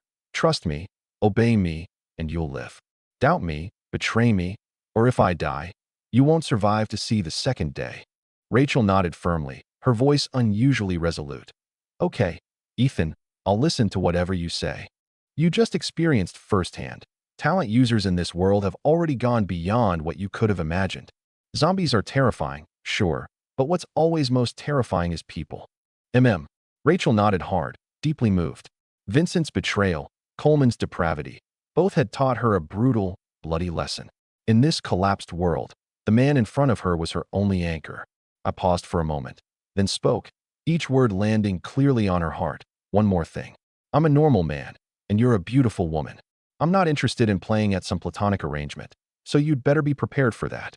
I'm saving you, not just for your medical skill, but for your body too. No question, no probing, not even a trace of ambiguity." Rachel understood exactly what I meant, of course, and understood too that in this dog-eat-dog apocalypse, relying on the strong was the law of survival.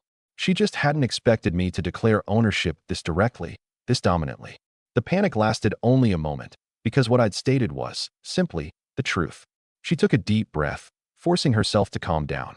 Compared to being sold off to someone like Coleman by Vincent, the man in front of her, cold as he was, but strong, handsome, and at least somewhat reasonable, was clearly the better option. Her medical skill was worth something. Her body was worth something too. Cruel, but real. She nodded lightly, her voice barely above a whisper, yet clear enough to reach my ears. Understood. The car's engine noise drew quite a few zombies. At least 10 of them started closing in on the minivan. This group of ordinary zombies had poor eyesight and average smell, but astonishingly good hearing. Rachel instinctively tightened her seatbelt, accidentally bumping her pocket. The unlock button on her SUV key was pressed by mistake. Beep beep. A crisp electronic tone rang out abruptly across the complex. Then, that white SUV's lights flashed twice sharply. The zombies that had been drawn by the engine noise were instantly whipped into a frenzy by this clearer signal. Blood-curdling howls erupted from every direction. Stiff, twisted figures shot out and swarmed the white SUV, smashing wildly against its doors and windows. The sturdy window glass shattered like paper under the relentless pounding. In under 10 seconds, that pricey SUV had been reduced to a heap of scrap metal. Rachel clamped a hand over her own mouth to keep from screaming. This was the apocalypse. Hold on, I'm driving now. My eyes went sharp, my right foot slamming the gas to the floor. A roar, Ethan. Rachel cried out in shock, thinking I was going to plow straight into them. But when we were still 5 or 6 yards from the horde, I cranked the wheel hard. The car pulled off a nimble fishtailing drift, the armored rear, and slamming into the outermost zombies.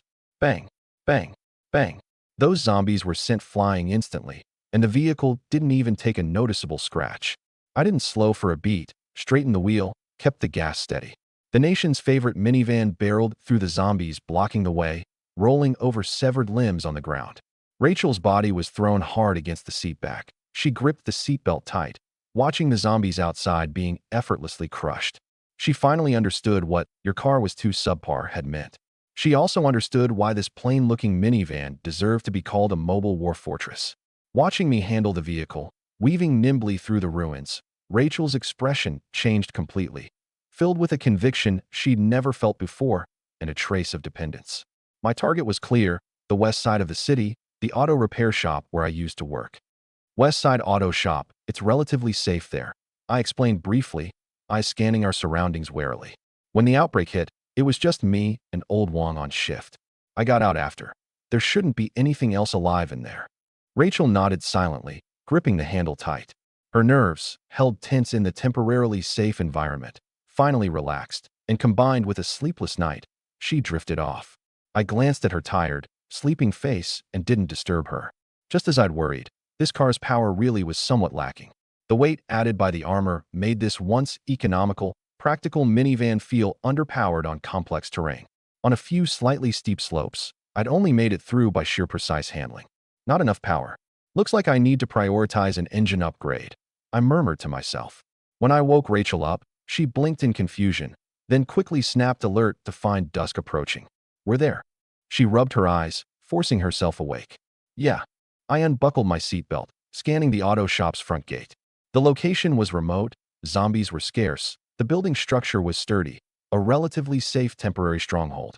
More importantly, this place had something I desperately needed: a large quantity of metal. Wrecked vehicle frames, mountains of scrapped parts, all excellent fuel for Fortress Heart. Stay in the car, lock the doors. No matter what you see or hear, no matter who calls to you, don't open the door. As long as you don't open the door, you're safe. Rachel nodded firmly, having witnessed the defensive strength of this car, and completely believed my words. I understand. What about you? She asked instinctively. I can let myself in. My answer was simple and confident. She remembered the earlier scene of me unlocking doors with just a thought, and understood. Not wanting to seem entirely useless, she asked proactively, "Is there anything you need me to do?" My hand, pulling the door handle, paused for a moment, and I glanced back at her. There is. Here's a task for you. From now on, you're in charge of tracking the trending posts on the Survivor Forum every day, especially intel within the Star Harbor City area. Red fog movement, major stronghold locations, information on newly appeared powerful monsters or talent users, important supply points. Anything you think might be useful, write it down. This matters. I handed her a fully charged power bank. Use this, Save your phone battery. Rachel's spirits lifted. This was territory she excelled at: analysis, organization, documentation. She immediately pulled out her hardcover notebook and pen, nodding solemnly. "Don't worry, Ethan. I'll do it right." "Good." I said no more, pushed open the car door, and my figure slipped out nimbly, pulling the door shut behind me with a light click of the lock. She took out her phone and began carefully documenting the information on the Survivor forum. Urgent. Red fog contraction speed increasing. Western and Northern Star Harbor advance rate up to 0.9 miles per day. East and south relatively slower, about 0.75 miles per day. All survivors advised to evacuate southeast. Warning. New mutant zombie appeared in the Eastern District, codenamed Stalker, extremely fast, skilled climber, nocturnal. 3 squads already wiped out. Black Scorpion squad clearing the Southern District Department Store supply point. Ambushed by another squad. Entire team lost. Enemy suspected to have a mind control talent user. High prices offered for anti-inflammatory drugs, antibiotics. Trading food, weapons, women. Location: Old District Air Raid Shelter entrance. Waiting 1 hour only. Bounty notice: hunt down the lone wolf Derek. Provide confirmed location. Reward: 1 pistol with 10 rounds. Dead or alive. Rachel's heart pounded as she read, her pen flying to keep up. These cold, hard words laid bare just how far this world had collapsed. She sorted the important locations, monster characteristics, and faction information into categories.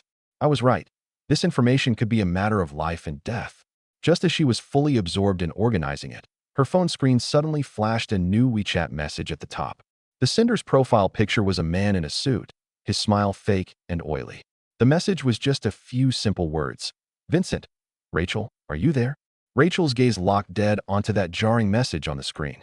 Those few simple words sent a chill down her spine. Could Vincent somehow know she wasn't dead? Was this a test? Or a new trap? Disgusting. Rachel muttered under her breath, and without hesitation, swiped it away. In this apocalypse, the wickedness in human hearts far surpassed the fangs of any zombie. I was right. Doubt and betrayal were the norm. Better to get used to it early. Then she turned her focus back to filtering through the information. Meanwhile, inside the auto shop, I moved as familiarly as if I'd come home. My steps were light and quick, my eyes sweeping every corner. The repair shop was a mess. Several cars awaiting repair sat crooked on their lifts, windows shattered. My goal was clear: secure the environment, gather all usable supplies, especially metal. Rounding a flipped-over car lift, I saw my target, Old Wong. Or rather, what Old Wong had become, a zombie. His hands still gripped a large adjustable wrench tightly, frozen in the same bent-over posture he'd had, checking under a chassis, at the moment of death. "Old Wong," I murmured, my expression complicated. This quiet, taciturn old master had given me plenty of guidance over the years. A shame, the apocalypse showed no mercy. Without hesitation, I closed the distance quickly, and before it could sluggishly turn around, my right fist, coated in metallic sheen, swung out like a sledgehammer. Bang! A dull crunch, the unmistakable sound of a skull shattering, clear and distinct. Old Wong's zombie body swayed, then dropped straight to the ground. The wrench hadn't even hit the floor before I caught it. I weighed it in my hand, then tucked it into my tool belt at my waist. In this apocalypse, a good, solid blunt weapon was sometimes more practical than a blade. Next came a thorough sweep. I carefully checked the office, the tool room, the parts warehouse, even climbed up to the workshop ceiling. Besides a few trapped low-level zombies I dispatched along the way, the entire auto shop had no other living things left. Security confirmed, I started scavenging. My first target was batteries. I still remembered the minivan's battery was low. Sure enough, the parts warehouse still had a few unopened car batteries. I picked out 3. Then came tools, a full set of wrenches, sockets, screwdrivers, pliers, filling a sturdy canvas tool bag. A few coils of wire, a few boxes of fuses, a few cans of lubricant. Small, unremarkable items that could be lifesavers in a breakdown. Parts couldn't be skipped either. Spark plugs, high-voltage lines, engine oil, antifreeze, filling another large plastic bin. Finally, food and water. Old Wong had been a frugal man, always keeping some dry rations on hand for overtime. In the corner of his break room, I dug up half a case of bottled water, a few packs of crackers, and 2 bags of beef jerky, and packed it all up. With that done, my gaze fell on the rugged off-road SUV sitting mid-repair in the center of the workshop. This was a modified Jeep Wrangler, chassis raised, fitted with bull bars and spotlights. radiating pure power. Before the apocalypse, this would have absolutely been countless men's dream ride. I focused and activated vehicle scan. Engine misfiring. Transfer case making abnormal noise. Only 4 gallons of fuel left. Fuel economy 9 miles per gallon. My brow furrowed. This car looked intimidating, but was actually half a wreck. I tried communicating with Fortress Heart mentally. Switch the bound vehicle to this target. A cold prompt sounded immediately. Switching the bound vehicle requires 1,000 Fortress points, and the target must be in a drivable condition. Current conditions not met. TCH, switch cars? I'm not even that interested anyway. I curled my lip, a little disappointed. 1,000 points. I only had 122 right now, nowhere close. And besides, this car couldn't even move. More importantly, it was a total gas guzzler. Driving this thing would basically be suicide. Stick to the original plan. Decompose it, cash it in for points. My eyes hardened with resolve. This Wrangler used solid materials, high metal content. A perfect decomposition target. I extended my right hand, pressed it against the cold hood, focused my will, and activated metal control decompose. Decomposing, structural complexity high, decomposition rate approximately 0.5 pounds per second, estimated time, about 66 minutes. Warning, decomposing large, complex metal structures consumes enormous resources. Ensure adequate stamina. Unlike decomposing the gas nozzle earlier, this time the speed was noticeably slower. Looked like structural complexity also determined decomposition speed. I could clearly feel my mental strength and stamina draining rapidly. Soon, a strong wave of hunger hit my stomach. I'd come prepared, immediately tearing open a bag of crackers and washing it down with bottled water in big gulps, all while maintaining the decomposition and staying alert to my surroundings. Time slipped by minute, the massive vehicle body vanishing bit by bit.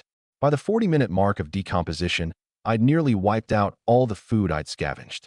A strong wave of exhaustion hit me over and over, but I gritted my teeth and pushed through. Finally, when the last chassis crossbeam dissolved into light and vanished, the notification sounded. Decomposition successful. Fortress points gained. 600. Proficiency gained. 600. I felt like all of it had been worth it. Combined with the earlier 122 points, I now had 722. That was enough for a major upgrade or modification next. Should I keep reinforcing the armor? Upgrade the engine for more power? Or try a special modification? Thoughts flashed rapidly through my mind one after another. After catching my breath for a moment, I got ready to pack up and leave, my eyes sweeping habitually across the whole workshop. Then, as my gaze passed over the maintenance pit at Workstation 3, my pupils constricted sharply. The bottom of the pit was empty. Old Wong's zombie corpse, the one I'd personally caved the skull in on, was gone. A chill instantly shot from my tailbone up to the top of my head. When I'd been decomposing the Wrangler earlier, my senses had stayed on high alert the whole time. Absolutely nothing else had entered the workshop. My eyes locked hard onto the edge of the bloodstain on the ground. The blood trail showed an irregular dragging pattern, extending all the way to the dark corner where old, discarded tires were piled up in the depths of the workshop. Old Wong's corpse could not have vanished into thin air. Something was in that darkness. Late into the night on day 8 of the apocalypse, I was dismantling cars for energy in the auto shop when I stirred up a creature lurking in the shadows. It had dragged off the corpse of my just-executed coworker, and now a massive, eyeless maw was aimed straight at me, utterly spent. And this was only the beginning of a brutal fight. That thing's ability to hide itself went far beyond an ordinary zombie's. I heard a teeth-grinding chewing sound coming from the darkness, and instantly understood. Not a zombie, more like some kind of mutant creature. My right hand shot instinctively toward the wrench at my waist. My left gripped the blood-stained knife tight. Badly drained of stamina, I retreated cautiously toward the door, not even bothering to grab the supplies I'd already packed up. I'd barely taken 2 steps back when, by the moonlight filtering through a broken window, I finally made out what was in the darkness. A creature, massive in size, was crouched over Old Wong's corpse. It was about 6.5 feet long, looking exactly like a skinned gecko. No trace of eyes, just a massive maw taking up nearly half its head. Its whole body was covered in grayish-brown skin, as if it could blend into any environment. Could this be a scavenger? A thread I'd glossed over on the forum suddenly flashed through my mind. The post had mentioned that in places where large numbers of corpses piled up, a mutant creature that fed on rotting flesh occasionally appeared. Because of its habit of cleaning up corpses, it was called a scavenger. They usually traveled in packs, weren't very bold, and would flee if they encountered too many people. But there was only this one here. Was it alone? According to the post's description, an ordinary scavenger was only about 1.5 feet long. This one was clearly too large. This had to be at least the leader of a scavenger pack. Just then, the scavenger abruptly stopped moving, its bloody maw aimed straight at me. Then, without warning, it launched its attack, moving so fast it left only an afterimage. I immediately raised my right hand, holding the wrench crosswise in front of me as a block. A massive force slammed into the wrench, jarring my arm numb, pain shooting through my palm. I stumbled back 2 steps before steadying myself. But in the instant of contact, I twisted my body and drove the knife into its back with the momentum.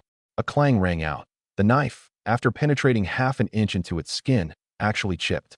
My heart sank. I was in terrible shape right now. Continuous decomposition had drained my mental strength and stamina both. Metal armament needed mental strength to power it. Forcing it now would only accelerate my collapse. A pistol? Only 4 rounds, an absolute last resort. And besides, against this thing's terrifying speed, my accuracy would be questionable, and the gunshot would draw even more trouble. Right now, my only real edge was my familiarity with this terrain. I gritted through the sharp pain and dizziness, my eyes sweeping the surroundings rapidly, and a plan took shape instantly. Screech. The scavenger leader, its first strike missed, lunged again, faster this time. I was ready. Instead of taking it head-on, I moved toward the sedan.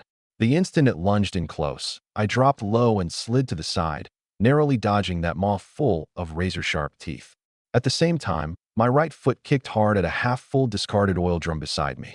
The rolling drum landed right in its path, black motor oil spilling everywhere, catching the creature off guard. Now, as it slid under the car, I flung the wrench in my hand with all my strength.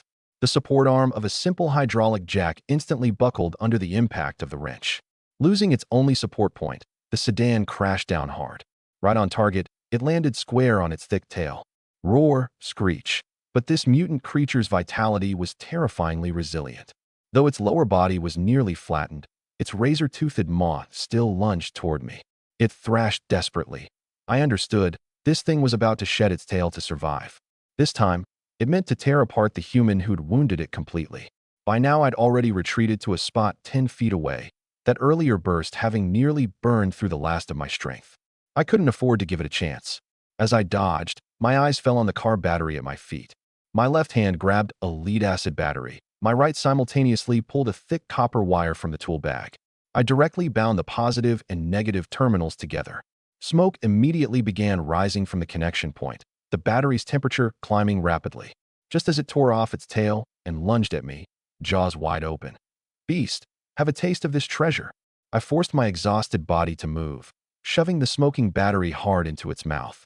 Roar. The scavenger leader's throat was blocked, and it let out an enraged howl. A blinding blue electric spark erupted inside its mouth instantly. Its whole body's muscles spasmed wildly under the current, the air filling with the acrid stench of burning flesh. Just 2 or 3 seconds. Its violent struggling weakened rapidly, and it finally collapsed, completely still. A piece of hide, shimmering with iridescent colors, fell off its body. I collapsed to the ground, gasping for breath, my body flooded with an exhaustion unlike anything I'd felt before. My vision kept darkening, every breath tugging at pain throughout my entire body. But before I could even catch my breath, rustle, rustle, rustle, rustle. A dense scuttling sound, hair-raising in its intensity, poured out from every dark corner like a tide. There were dozens of them, over 100 even, exactly the ordinary scavengers the post had described. They'd clearly been drawn by the leader's dying screech. Countless eyeless heads turned in unison, locking onto me, collapsed on the ground. My heart sank to the bottom. Right now, even lifting a single finger was a struggle. I had absolutely no ability to fight back. It's over. That despairing thought had just begun to rise. But then, something strange happened. Within about 10 feet of me and the leader's corpse, the scavenger pack all stopped in unison. They circled restlessly in place, letting out low hisses, but never dared to take another step forward. Could it be that the sight of their leader's death had shocked them into submission? So much so that, even with me right there within reach, despite outnumbering me massively, they didn't dare attack.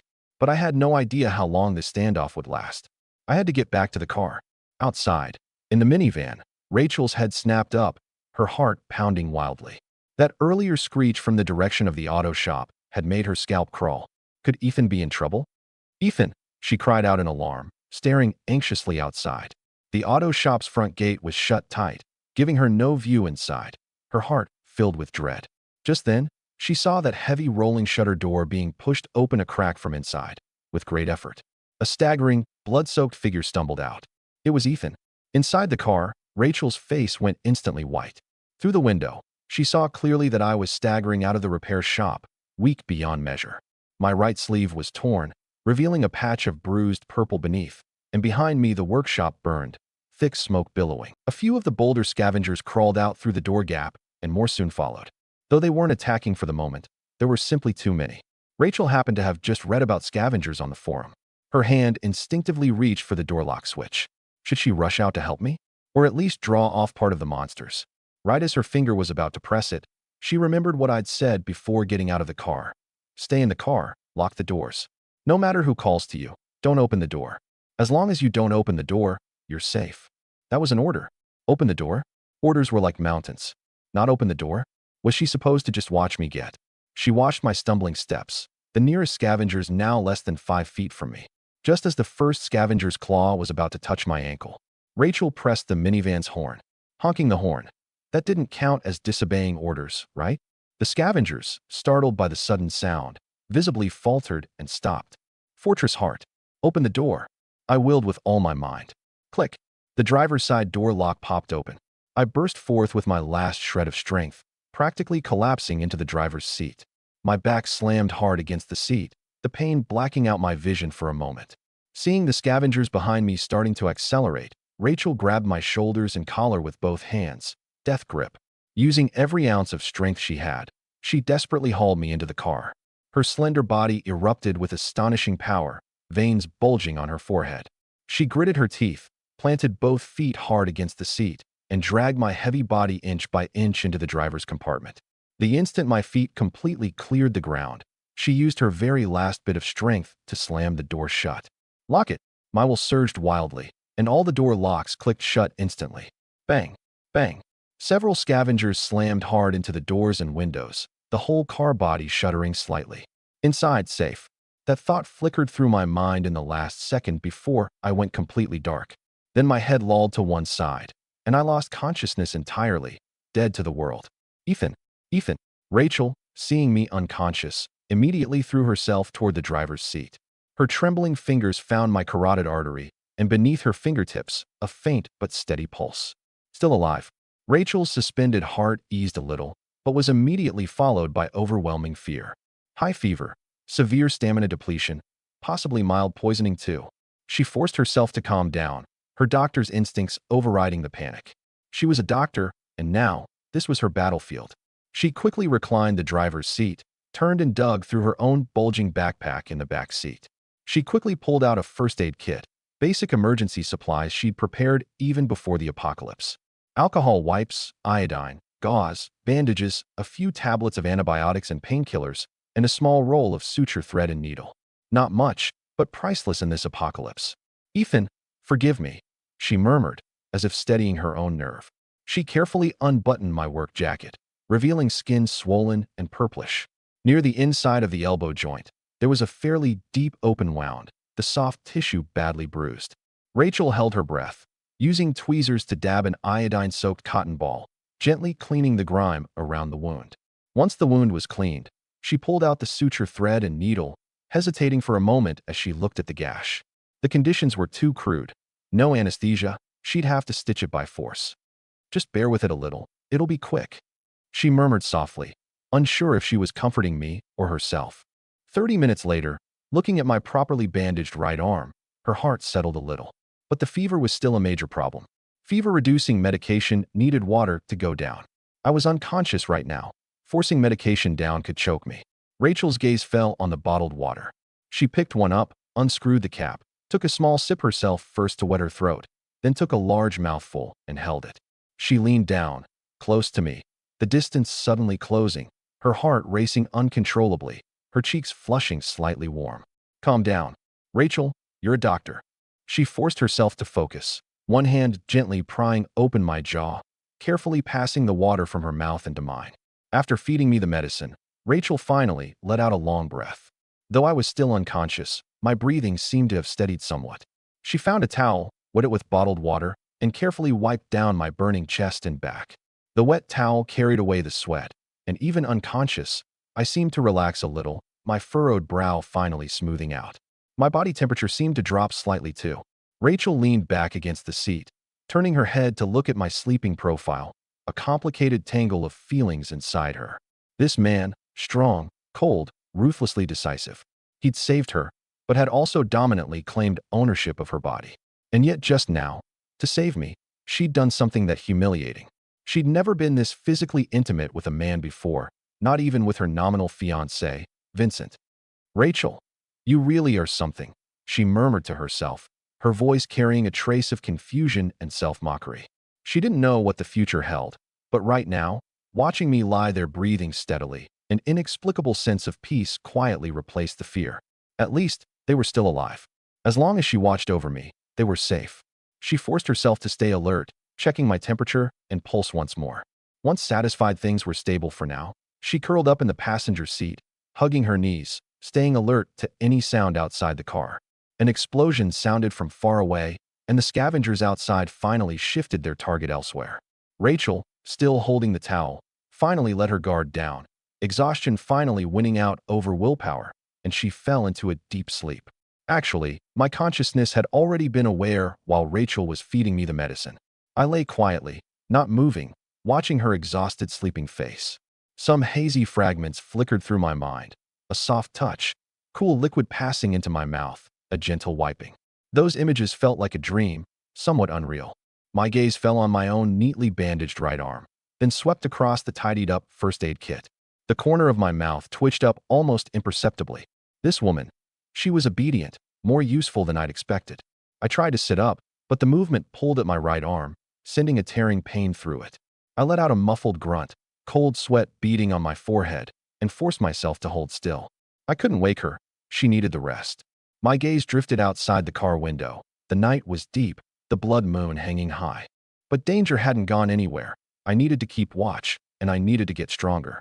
By the deep hours of the night, my body had finally recovered enough that I could move, if only barely. Looking at my 722 fortress points, this was capital I'd bought with half my life. I understood clearly now. I couldn't keep decomposing large metal structures without restraint like that. That kind of overextension had nearly killed me. I pulled out the piece of hide that had dropped from the scavenger leader from my inner pocket. In the dim light, it showed an odd, shifting iridescence, subtly changing hue with the light. Fortress Heart provided more detailed information. Mimic Hide, Elite Tier, contains environmental adaptation energy. Fused into vehicle armor, grants the passive skill Environmental Mimicry, reducing the chance of being spotted by zombies. Good stuff.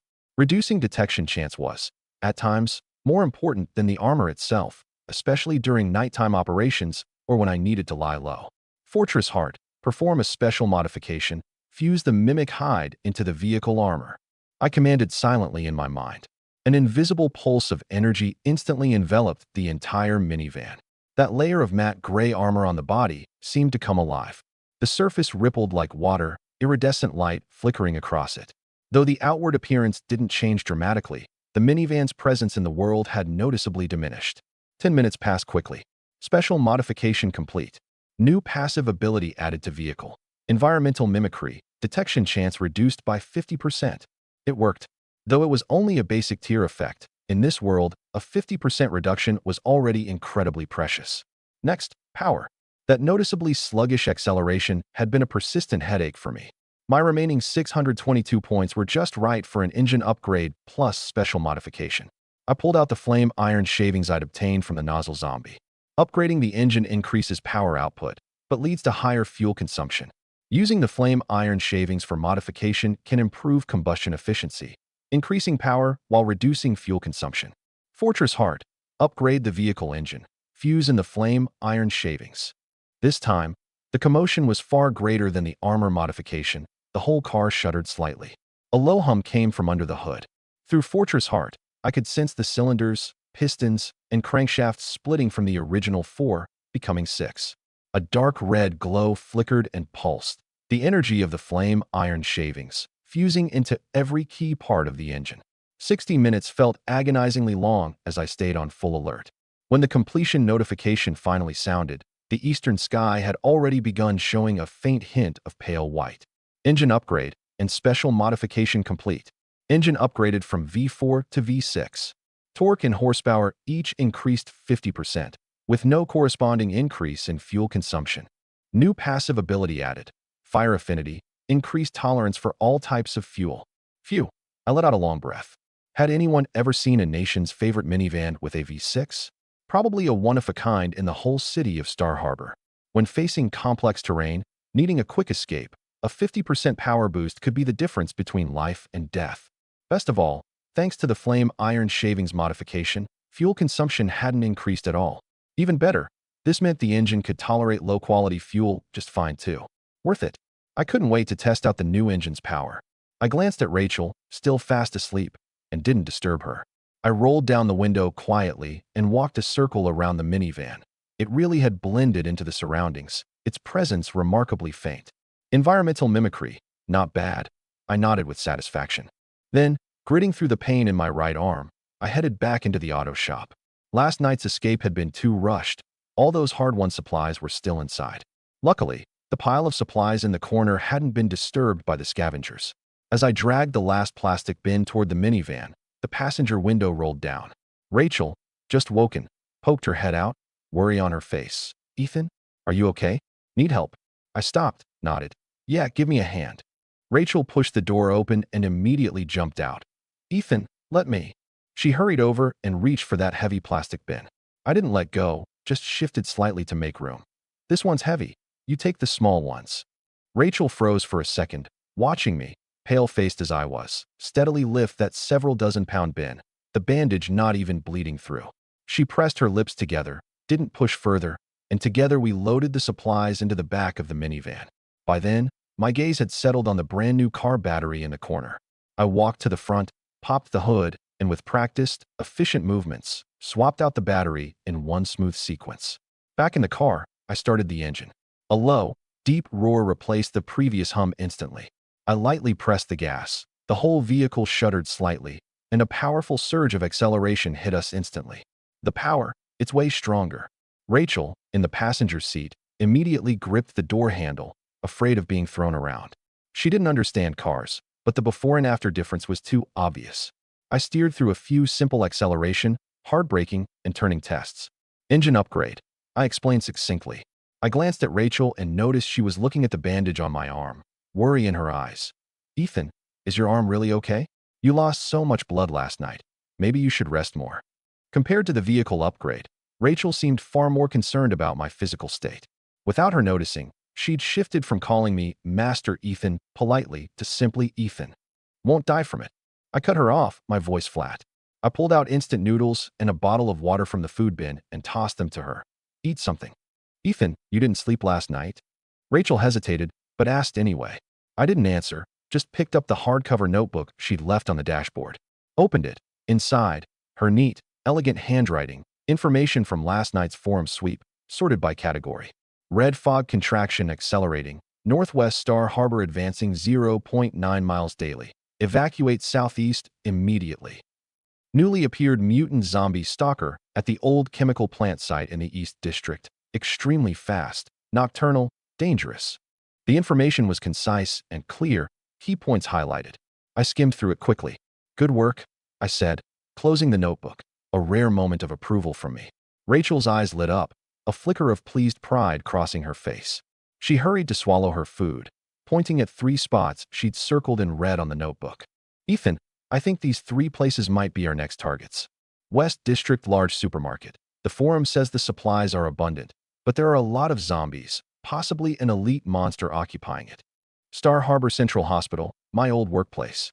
The pharmacy and equipment storage should still have a large amount of medicine. South District Stadium Shelter, reportedly organized by people with military backing, the largest scale, but entry might require screening." She paused, her doctor's seriousness showing in her eyes. "Ethan, I suggest we go to the hospital. Your arm needs better anti-inflammatory medication to prevent infection. The medicine we have in the car is too limited." I didn't answer right away, leaning back against the seat, my fingers unconsciously tapping the steering wheel. A big supermarket, a big hospital, a shelter. Almost everyone's going to think of those exact same places. A location like that has either already been picked clean, or it's occupied by a powerful monster or faction, turned into a trap. The forum information is a mix of truth and lies. Whoever's saying the supplies are abundant might be trying to lure people to their deaths. Whoever's saying it's dangerous might just be trying to scare off competitors so they can keep it all for themselves. My eyes scanned the map, finally settling on an unremarkable marked point. Here. Sunshine Community Clinic? Rachel leaned in to look. A small community clinic on the edge of the district, in a remote location. Right. Just over a mile in a straight line. After the apocalypse hit, I spent a night there once. It's small, unremarkable. The medicine won't compare to a big hospitals, but the basics, anti-inflammatory, bleeding control supplies, should all be there. Most important thing, a place like that has a much lower chance of being looted, and it's a lot less dangerous too. Rachel thought it over, nodding. Right. Restocking basic medicine first is definitely the safer bet. Should we head out now? Then, as if steeling herself with resolve, she took a deep breath and looked at me. Ethan, you didn't rest last night, and your arms still hurt. Let me drive. She sat up straight, trying to look reliable. I've only ever driven automatic before, but I looked up a manual transmission tutorial last night. I understand the theory. I looked at the eager light in her eyes and stayed silent for 2 seconds. Having multiple drivers wasn't a bad thing, ever. You sure? Sure. Rachel nodded firmly. Fine. I unbuckled my seatbelt and pushed the door open. Switch seats. We quickly swapped positions. Rachel settled into the driver's seat, adjusted the seat and mirrors, took a deep breath. She muttered to herself, left foot on the clutch, right hand on the gear shift. First gear, moving off. She tried shifting into first, slowly releasing the clutch with her left foot. The car lurched hard, the engine sputtering in protest, then stalled. Rachel's face flushed instantly. You let the clutch up too fast, I said beside her, restarting the engine. This time, she carefully lifted the clutch, and when she felt the car shudder, gently gave it gas. The car finally, shakily, started moving. It worked. Rachel's heart lifted, but immediately, another problem appeared. Shifting to second gear. She pressed the clutch, trying to nudge the shifter into second. The shifter seemed stuck, letting out a harsh, grinding noise. Easy, don't force it, I reminded her. Rachel's forehead beaded with sweat, and she finally got the shifter into second. She released the clutch, and the car lurched forward abruptly. Too much gas. I frowned. Rachel, startled, quickly eased off. The car crawled along the uneven road at an awkwardly slow second-gear speed. Every time she hit a slightly deep pothole or a slope, Rachel fumbled, and the car repeatedly bounced between stalling and revving. This woman had the theory memorized well enough, but her hands-on execution was an outright disaster. I finally spoke up, a note of helplessness in my voice. Forget it. Just leave it in second gear and drive it like an automatic. Slow is fine. It's less likely to attract zombies anyway. Oh, okay. Rachel felt like she'd been granted a pardon, her taut nerves loosening slightly. She gripped the wheel tightly, eyes wide, staring hard at the road ahead. The minivan crept along through the ruins at under 10 miles an hour. Sure enough, just as I'd said, the zombies we passed along the way completely ignored us. Even brushing right past them, they showed no reaction at all. Still, that little over a mile of road took her a solid hour, though it did give me a good chance to rest. When the low-rise building with the Sunshine Community Clinic sign finally came into view, Rachel let out a long breath. She felt like her whole back was soaked in cold sweat, more exhausted than if she'd stood through 3 surgeries in a row. Ethan, we're here. Her voice carried a note of complete depletion. I stretched, my eyes sweeping over this suspiciously quiet building. The clinic wasn't large. A row of rolling shutters faced the street, most of them now shattered, the interior dark and impossible to make out. There was a narrow alley beside the clinic, leading to a back courtyard. The open space back there was walled on 3 sides, with only one entrance and exit, a fairly hidden spot. Park in the back, it's more concealed there, I said, pointing toward the alley entrance. Okay, Rachel acknowledged, carefully working the wheel. The minivan crept slowly into the alley and finally settled into the shadowed corner of the back courtyard. Engine off, parking brake on. I looked around. The back courtyard was reasonably clean, no signs of zombie activity. I walked to the passenger window and gave instructions. I'll go in first and clear it out. I'll call you once it's confirmed safe. There might be zombies inside the clinic or something else. You're on watch at the courtyard entrance. Contact me immediately if anything happens. Understood.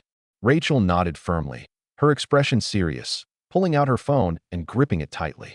I drew the knife from the back of my belt and quickly slipped through the ajar back door of the clinic, disappearing inside.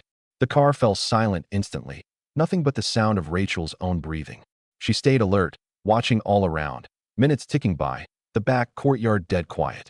Rachel relaxed a little, pulled out her phone to keep organizing forum information. Just then, creak. A low engine rumble, growing louder, rapidly approaching the mouth of the alley. A mud-caked black Range Rover slammed on its brakes, stopping brazenly right at the alley entrance, nearly blocking the only way out. The doors slammed open, one after another, 5 men climbing out. Leading them was a shaved-headed, hulking man nearly 6'3". His open leather jacket revealed bulging pecs and tattoos, and in his hand was a chopping knife still dripping blood. Behind the big man followed a lean, sharp-eyed man in glasses who looked like some kind of strategist type. The other 3, a short, obsequious driver, and 2 stocky men in security uniforms holding steel pipes. The group made quick, efficient work of the zombies trailing their car, clearly showing some real skill. Brother Biao, this is it. Sunshine Clinic. Derek's coordinates check out. The lanky one sidled up to the shaved-headed man, bowing and scraping, pointing at the clinic sign. Derek said this spot is remote, hasn't been swept by any big crew yet. Bound to have medicine. The bald, hulking man they called Brother Biao was none other than Brock, boss of the Black Tiger Gang. His awakened talent was D-tier muscle hardening, his strength far beyond an ordinary person's, a serious force to be reckoned with around here. Brock grunted in acknowledgement, his gaze sweeping over the clinic's rolling shutters. Monkey, take 2 brothers in and check it out. Glasses, you stay outside with me. Got it, Brother Biao. Monkey acknowledged, waving over the 2 security-uniformed enforcers to head in. Just then, that shifty-eyed monkey's gaze happened to sweep across the narrow alley leading to the back courtyard. His footsteps abruptly halted, his eyes going wide. Whoa, Brother Biao, look, there's a car in the back courtyard. A car? What kind of decent car could there be in a dump like this? Brock frowned impatiently, but still followed the direction of his gaze. Through the gap in the narrow alley, he could faintly make out a boxy minivan parked in the corner of the back courtyard. TCH, some junky minivan. Monkey, you never seen the world or something? Brock sneered, dismissive. Monkey hopped anxiously, pointing at the minivan's passenger window. No, Brother Biao. Look inside the car. There's someone. A chick. And she's damn gorgeous. Monkey's awakened F-tier talent was vision enhancement. He could see objects clearly from 30 yards away. He was practically drooling now, eyes locked hard on the gap in the window. Getting a clear look at Rachel's elegant profile made his chest go hot. A chick. Brock and Glasses both froze for a second. They trusted Monkey's talent, even if his taste was a bit questionable. But in this precarious apocalypse, a good-looking woman was a scarce resource. How gorgeous could she be? In a shithole place like this? Brock muttered, but his feet had already started drifting toward the narrow alley without him realizing it. Glasses pushed up his frames, a glint flashing in his eyes, and followed. The 3 of them crowded at the mouth of the narrow alley, finally getting a clear look at the figure in the minivan. Her cropped hair was simply tied back, revealing a smooth forehead and elegant neckline. Her refined, striking face carried a hint of exhaustion and tension, which only made her more captivating. Even in her loose athletic wear, her slim, well-proportioned figure couldn't be hidden. Especially her eyes, clear, yet stubborn and alert, instantly ignited the most primal desires of this pack of outlaws. Brock sucked in a cold breath, his eyes going straight, his Adam's apple bobbing involuntarily. Even the usually gloomy Glasses had a flicker of astonishment cross his eyes. Monkey, practically shaking with excitement, said, Told you, Brother Biao, didn't I? This chick's incredible. Hotter than Derek's campus belle girlfriend. Shut up, Brock snapped, though the greed and possessiveness in his eyes were completely undisguised now. He licked his thick lips, forced what he thought was a friendly smile onto his face, and walked toward the minivan. Day 9 of the apocalypse. 5 bandits blocked Rachel with their Range Rover, bragging that her junky minivan would crumple on impact. But when the Range Rover slammed into it full speed, it was their own car that ended up in ruins. And all of this happened because Rachel had simply repeated a line of mine back to them. Your car is too subpar. Thud, thud, thud. Brock used the handle of his chopping knife to rap hard on the minivan's hood. Hey, little lady in there. Get out. Rachel flinched, terrified, her body instinctively shrinking back. Seeing no response, Brock slapped the roof twice more, hard. Don't be scared. Big Brother's not a bad guy. We're the Black Tiger Gang. I'm the boss, Brock. D-tier talent, strength type. Roll with us, you'll live large. See my Range Rover? Top of the line. 100 times better than this junky minivan of yours. He pointed at the black Range Rover parked at the clinic entrance, his tone dripping with superiority. Just behave, and you'll be riding in that car from now on. Monkey chimed in too, leering. Yeah, come on out, pretty lady. Come roll with our brother Biao. Beats sitting in that junky minivan waiting to die, doesn't it? Our crews even got guns. Rachel looked at the faces outside the car, dripping with desire, her stomach churning. She forced herself to stay calm, took a deep breath, and, drawing on some inexplicable courage mixed with her trust in me, said, "No thanks.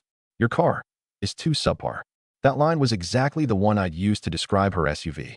Not loud, but it landed clearly on all three men's ears. The air froze instantly. The smile on Brock's face froze, then flushed a deep liver red. T2 subpar. Monkey jumped up like a cat whose tail had been stepped on, the first to react. The hell are you blind? This is a Range Rover. Top spec V8. What's that thing you're in? Some junky delivery van. He sputtered with rage, incoherent. His beloved prized possession publicly insulted. Damn it. Given an inch, and you take a mile. Brock was completely enraged now, feeling insulted like never before. A woman driving a junky minivan actually dared look down on his Range Rover? Brock sneered, cruelty flashing in his eyes. Monkey, bring the car over. Let old me show you what a real gap looks like. Got it, brother Biao. Monkey scrambled eagerly toward the Range Rover. Soon, the deep V8 engine roared back to life. Monkey, at the wheel, aimed the Range Rover's nose straight at the minivan. Little missy, let me show you what a real steel beast looks like. He floored the gas pedal. A hum, a roar. The Range Rover, with unstoppable momentum, slammed hard into the minivan. Never expecting this pack of men to just start attacking without another word, Rachel gripped the handle tight with both hands. She trusted this car's strength, but she wasn't entirely sure whether it could take an internal hit from 3 tons of momentum slamming into it. A deafening crash. The minivan was pinned against the back courtyard wall by the massive impact. The whole car body shuddered violently, dust filling the air. Ha ha ha. Idiot. Serves you right for acting tough. Brock and the others crowded around, waiting to enjoy the show. That'll teach you, huh? A junky minivan trying to go head-to-head with a Range Rover? Get down here and kowtow an apology quick. But when the dust settled and the scene came into view, the grin on Brock's face froze. The scene he'd imagined. The minivan crumpled into scrap, never materialized. That unremarkable minivan, aside from a small chip of paint scraped off, was completely unscathed, not even a window cracked. And in contrast, that expensive Range Rover, the front end was severely deformed, the hood twisted and jutting up, the front bumper shattered and hanging off. The headlights were smashed, the radiator ruptured, coolant mixing with engine oil pooling on the ground. Even more absurd, all the airbags had deployed, plastering Monkey's whole face. How is this possible? Brock and Glass's eyes were nearly popping out of their heads. Monkey clambered awkwardly out of the driver's seat, his face red and swollen from the airbag. Brother Biao, this is messed up. Is that thing solid steel or something? Rachel, jolted hard by the seatbelt during the collision, was shaken but otherwise fine besides the fright. At this moment, her trembling fingers were flying across her phone. Message sent. Almost the instant the message went out, Brock snapped back to his senses too. He stormed up to the minivan, roaring, and swung his chopping knife hard down onto the window. You bitch. You setting me up? A crisp clang of metal. The window glass didn't budge, not even a scratch. Brock's palm went numb from the impact, the knife nearly flying out of his grip. Damn it, he cursed and kicked the door hard. The door still didn't budge an inch. Instead, he stumbled back a step from the recoil. Rachel's reverence for me hit its peak in that moment. I'd been right. His car really was too subpar. You bitch. Get out here. I've got plenty of ways to kill you. Glasses, eyes flickering, had noticed Rachel's earlier phone motion and leaned in to whisper to Brock. Brother Biao, that woman just sent a message. She might have backup in there. Brock's eyes went sharp, instantly understanding, and roared at Monkey and the 2 henchmen. So there's backup. Get in there and drag them out. I'm going to skin them alive. Yes, Brother Biao. Monkey didn't dare disobey. He pulled a sawed-off old shotgun from the Range Rover's trunk, waving over the 2 pipe-wielding brothers. Ah Chong, Ah Yong. Follow me. We're not leaving here without settling this. Ah Chong and Ah Yong grunted in acknowledgement, gripping their pipes tight, and the three of them, full of menace, disappeared into the dark doorway. Brock and Glasses stayed put, glaring at Rachel inside the car. Little Missy, you'd better pray your man's got some real backbone. Once my men drag him out, smart move would be to get out of that car now.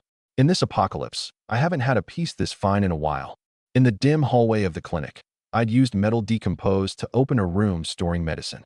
After clearing out 2 zombies wandering inside, a deafening crash sounded from the back courtyard.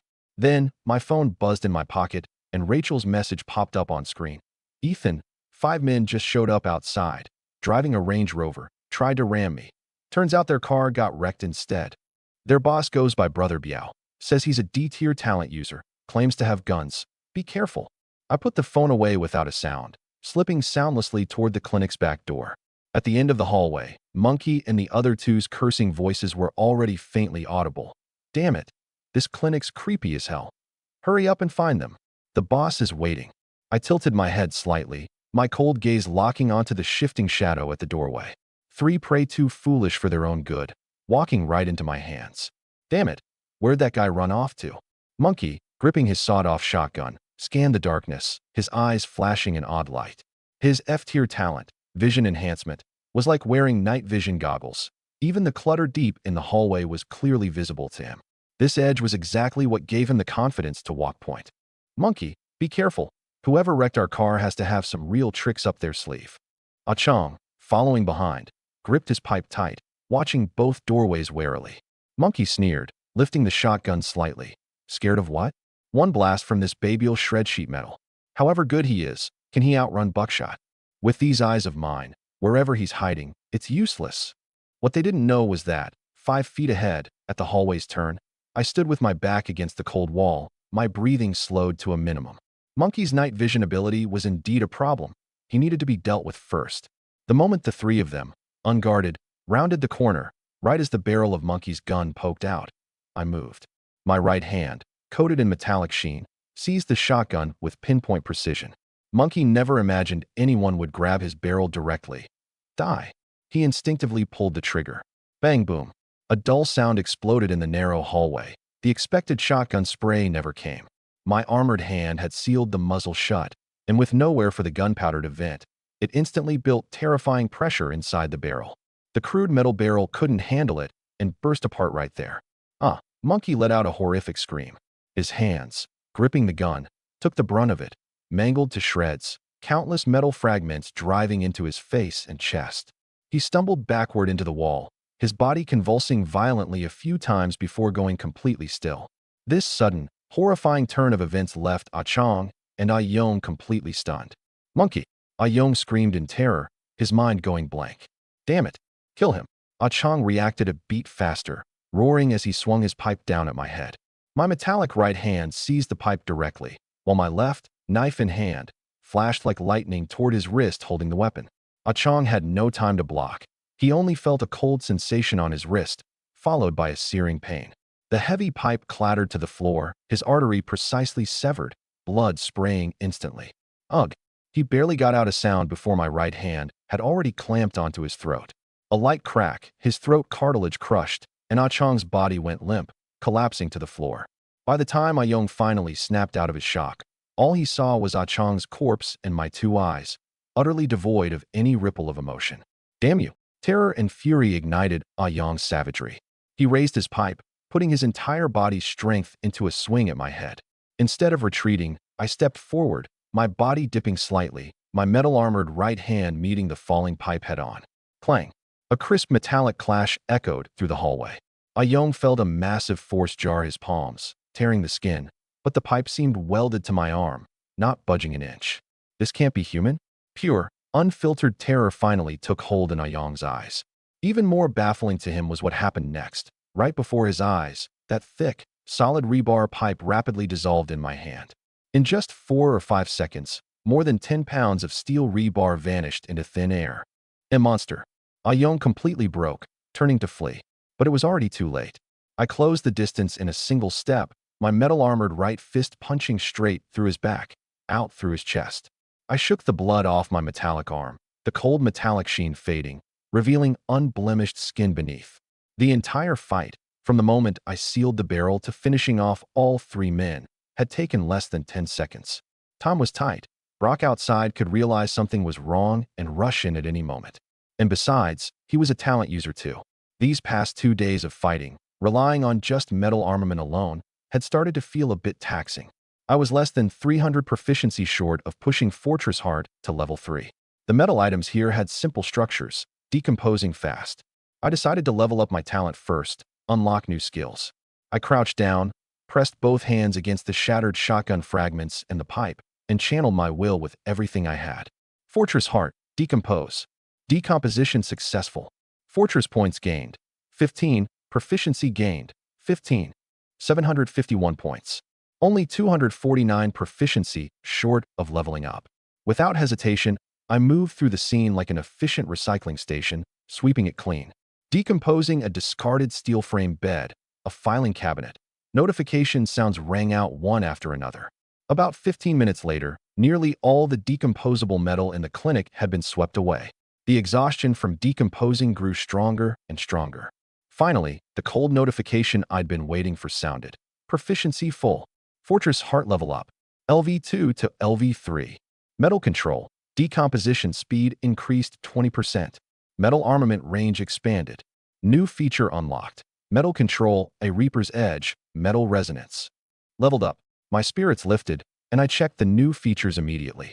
Reaper's Edge consumes mental strength to condense a throwing knife, which can be launched forward after charging. Metal resonance automatically scans surrounding metal objects, revealing their position through energy ripples, with rare metals highlighted. Just then, outside the clinic, Brock's roaring voice drifted faintly in. "Monkey, what the hell are you 3 dawdling around for in there? Did you find them or not?" The corner of my mouth curled into a cold arc. Level up complete. New skills unlocked. Time to go take care of the remaining 2 small fry outside. Back in the clinic's rear courtyard, Brock's patience had worn thin. That useless monkey. 3 men in there this long. Not even a peep. Glasses pushed up his glasses. "Brother Biao, something's off. It's too quiet. Unless..." All 3 of them went down. "Bullshit. Monkey's got a gun." 3 grown men, taken out silently by some kid. He talked tough, but doubt was already gnawing at him inside. Just then, the clinic's ajar back door creaked open from the inside. A figure emerged slowly. It was me. My face carried a hint of exhaustion from the earlier fight. My expression calm as I swept my gaze over the 2 men in the courtyard, finally settling on Brock. Brock's pupils constricted, and he pointed his chopping knife at me. "Where's Monkey and the others? What did you do to them?" I didn't answer. The instant my gaze touched the 2 of them, an invisible ripple silently spread outward, centered on me. Metal resonance, activating silently. A strange awareness flooded my mind instantly. Every piece of metal within 10 yards became perfectly clear in my perception. Brock's belt buckle, the keys in his pants pocket, the screws inside his chopping knife. Nothing escaped it. Glasses was even more revealing. A metal wristwatch on his wrist and a compact pistol hidden in his suit's inner pocket, both clearly visible. This feeling, it was like having X-ray vision. My heart settled.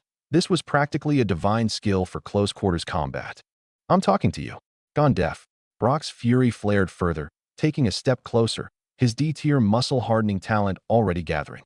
Glasses cautiously stepped back half a pace, his right hand quietly reaching toward his inner pocket, murmuring low, "Brother Biao, careful. This guy took out Monkey. He's probably a talent user too." Instead of retreating, Brock puffed out his chest, looking down on me with condescension. "A talent user? What tier? F or E?" He straightened up, tapping his chest with the chopping knife to show off. "I'm Brock. D-tier talent, muscle hardening. Bulletproof, blade-proof. Even an elite zombie's claws can't scratch me." He pointed at his wrecked Range Rover, then at my minivan, his tone dripping with provocation. "Kid, you've got some skill. I'll give you that. Tell you what, I'll give you a chance. 3 moves. If in 3 moves you can so much as scratch a hair on my body, I'll let you all go." His tone shifted, the lewd light in his eyes growing stronger. "But if you can't hurt me, kneel down and call me Big Brother. As for that little missy in the car, of course, she's mine." Inside the minivan, Rachel's heart leaped straight into her throat. I looked at Brock's confident, arrogant face, the corner of my mouth curling into a cold arc. Perfect. I'd test my new skill on him. 3 moves? Let's see then. I slowly drew the knife from my waist, the one I'd used to stab the scavenger. Before I even finished speaking, my figure surged forward, the knife flashing a cold arc, driving straight for Brock's chest. "Bring it." Brock let out a wild laugh, not dodging at all, even puffing out his chest to meet it. The knife tip drove hard into his chest, but the piercing I'd expected never happened. Instead, it bent upward sharply. Clang, the knife snapped. On his chest, only a shallow white mark, not even a break in the skin. Brock roared with laughter. "That's it? That wouldn't even tickle." "One move down." "Second move," I said flatly, tossing the broken knife aside, clenching my right fist. A layer of matte metal instantly covered my entire right arm. Glasses caught it clearly and immediately warned. "Brother Biao." His talent's body enhancement type. Every muscle in Brock's body tensed instantly, bulging out like a thick, layered shell. "Come on. Let's see how tough that tin arm of yours really is." My metal-clad right fist slammed hard into his arms, crossed and braced in front of his chest. Bang! Like two dump trucks colliding head-on, the concrete beneath his feet cracked instantly. His massive frame stumbled back 3 full steps before he barely steadied himself, and a clear fist-shaped dent had appeared where his crossed arms had blocked. The wild laugh on Brock's face froze instantly. What the hell kind of power was this? He forced down the searing pain in his arms. "Second move. Didn't even break my skin. You've lost." Rachel's heart sank to the bottom. This D-tier talent's defense was terrifyingly abnormal. I slowly withdrew my metal-covered right arm, shaking my hand out. "Turtle shell, decently tough, I'll admit." Third move. I cut off his boasting, my voice completely flat, without a ripple of emotion. I didn't rush forward this time, just stood quietly in place and raised my right hand. An invisible force field spread out from me, and the air seemed to fill with the sound of countless metal fragments grinding together. Above my palm, a metal throwing blade, about 4 inches long, thin as a cicada's wing, its edges glinting cold, rose up and hovered. Metal control, Reaper's Edge. Charging. My mental strength surged rapidly toward my palm.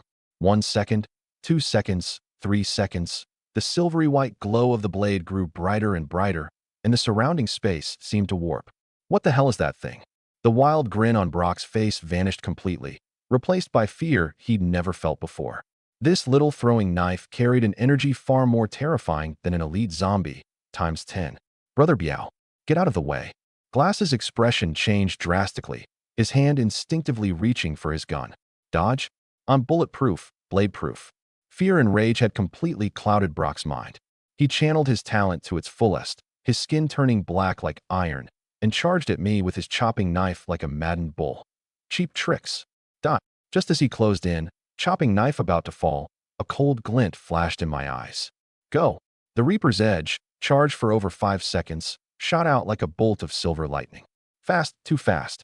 So fast that Brock didn't even have time to bring the chopping knife up in front of his chest. Shoo, a faint tearing sound, and his massive charging body abruptly stiffened. He looked down in disbelief at his own chest. A hole, about the width of a thumb, ran straight through him, front to back, piercing directly through his heart. The Reaper's Edge didn't slow at all, continuing straight through the wall behind him, embedding deep into the pavement further beyond. Brock's mouth fell open, and he managed to force out a few broken final words. "Not possible." His prized muscle hardening had proven as fragile as paper in front of that silver light. His massive frame swayed, then crashed to the ground. The entire back courtyard fell into dead silence. Glasses froze in place, ice cold all over, his hand reaching for the gun stopping halfway. What kind of monster was this? Instantly killing a D-tier defense talent user. That was something even a C-tier attack talent user couldn't pull off. Could this guy's talent be B-tier or higher? Even A-tier? Inside the minivan, Rachel's wide eyes were filled with shock. That silver throwing knife, appearing out of nowhere, had instantly killed that bulletproof, blade-proof Hulk, and even punched through the wall. I slowly lowered my right hand, my face noticeably paler than before. Decomposing metal, plus 2 metal armament uses and the final charged Reaper's Edge in succession, had drained my mental strength far more than I'd expected.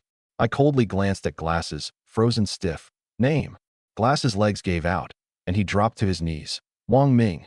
Everyone calls me Glasses. Wanna live?" "Yes. I've been dreaming about it." 1 minute. "Prove your worth." Wang Ming looked up, a cunning glint flashing behind his lenses. "Big brother, I really am useful."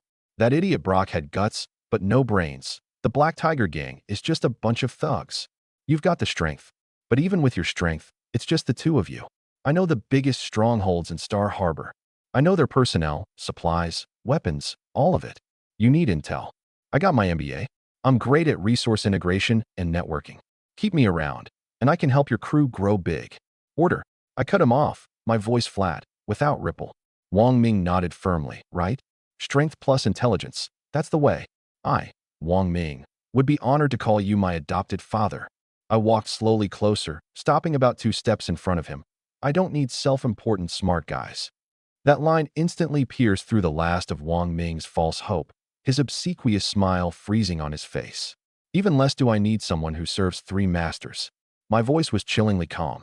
In this apocalypse, trust between people was the most precious thing there was. Betray once, and you'd betray again. No, big brother. Let me explain. I'm just being smart about. Wang Ming still tried to argue.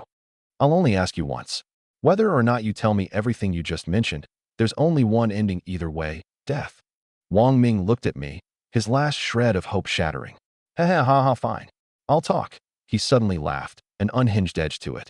At the same time, his right hand slipped stealthily into his pocket, reaching for that pistol. But that small movement didn't escape my metal resonance. A hum.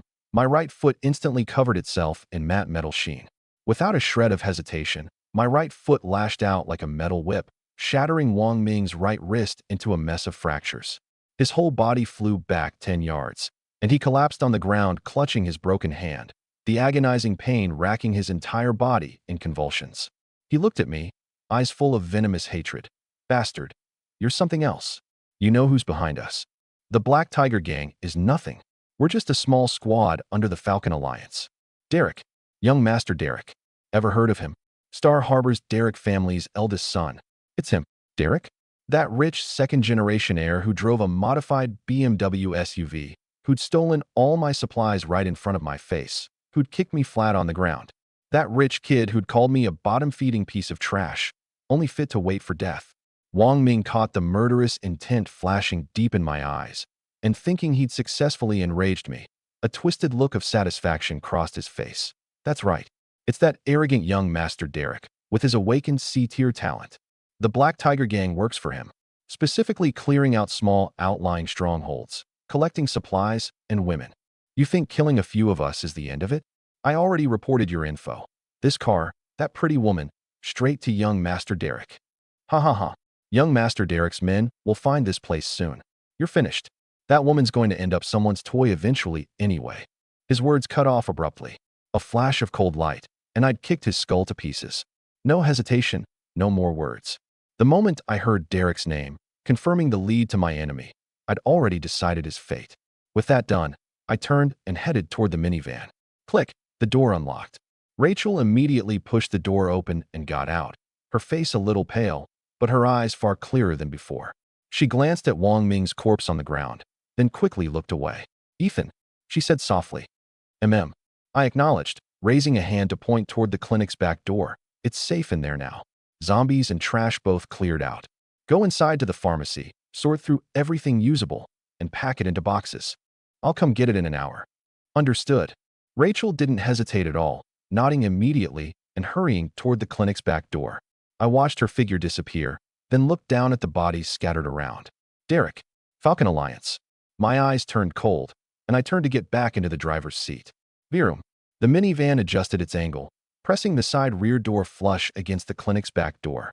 With the car blocking the entrance, as long as Rachel didn't wander off, it should be safe for the hour.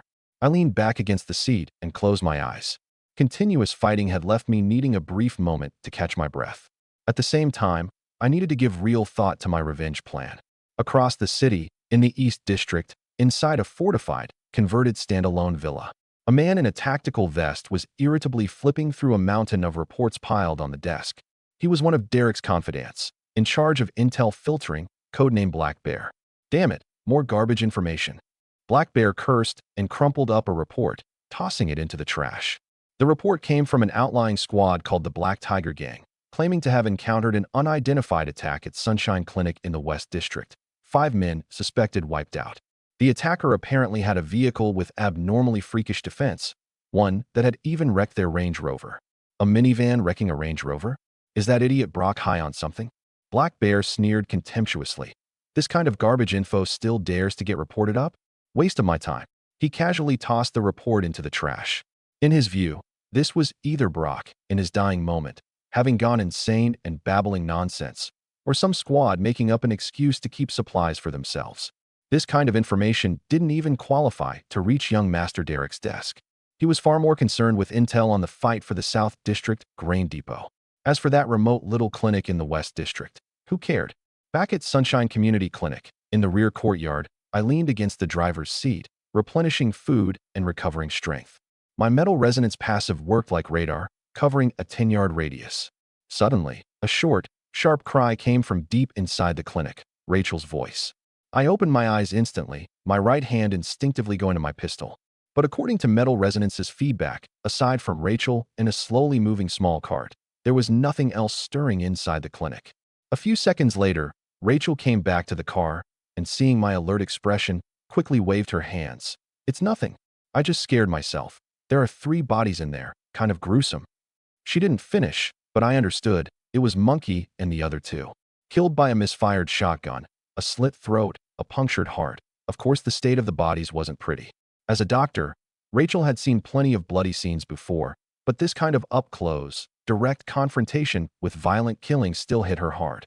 You'll get used to it. Take your time. I acknowledged, then leaned back against the seat again. Understood. Rachel nodded firmly, turning and heading back into the clinic, forcing herself to focus on the pharmacy shelves. Just as I'd expected, though the clinic was small, it hadn't been looted many times. Amoxicillin, 2 boxes left. Iodine, 3 unopened bottles. Saline solution, a full 10 packs. She worked briskly, sorting the medicine and equipment she found into a hard plastic bin by category. When she reached the family planning section shelf, her steps halted. In the corner, a few unopened boxes of condoms lay scattered. Rachel's cheeks flushed instantly red, remembering the line I'd said when I rescued her. Your body belongs to me. As a doctor, she understood better than anyone what pregnancy would mean in this apocalyptic environment, and what a burden it would be for the whole team. Without hesitation, she added those boxes of condoms to the transport bin as well. Within an hour, Rachel dragged that heavy transport bin, a little strained, over to me. Besides medicine, the bin also held a few bottles of medical glucose and nutrient solution, both medical resources and emergency food. I pushed the door open and got out. Rachel didn't want to trouble me. Ethan, I've got everything sorted. I'll carry it. I didn't say anything, just reached out to take the bin. I can manage.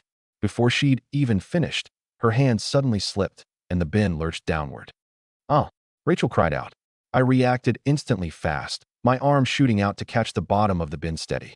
But at the moment it tilted, a few brightly colored small boxes tumbled out, landing right by my feet. Rachel's face flushed a deep red, like a ripe tomato. She fumbled to pick them up, then felt overwhelmingly embarrassed, stammering an explanation. This is a necessary precaution. The risk of unintended pregnancy is too high. As a doctor, I have a responsibility. Her voice trailed off smaller and smaller, her head sinking lower and lower. I bent down and picked up a box of condoms, glancing at the size printed on the packaging. Then I looked up at Rachel, who looked like she wanted to dig a hole and crawl into it, the corner of my mouth twitching upward. I casually tossed the box back into the bin. This size is too small. I use the large ones. Rachel. I'd said something completely ordinary, but in Rachel's ears, it landed like a declaration of intent. Suddenly, her mind flashed back to the sight of my arm and calf covered in metal armor during the fight. Could it be that I could turn any part of my body? Could his body actually handle it? The more she thought about it, the more she felt all her blood rushing to her face, even the tips of her ears burning hot. I, of course, had no idea what was going through her head. I lifted the transport bin with one hand and easily loaded it into the back of the minivan. Get in, time to go. I settled back into the passenger seat and started the engine.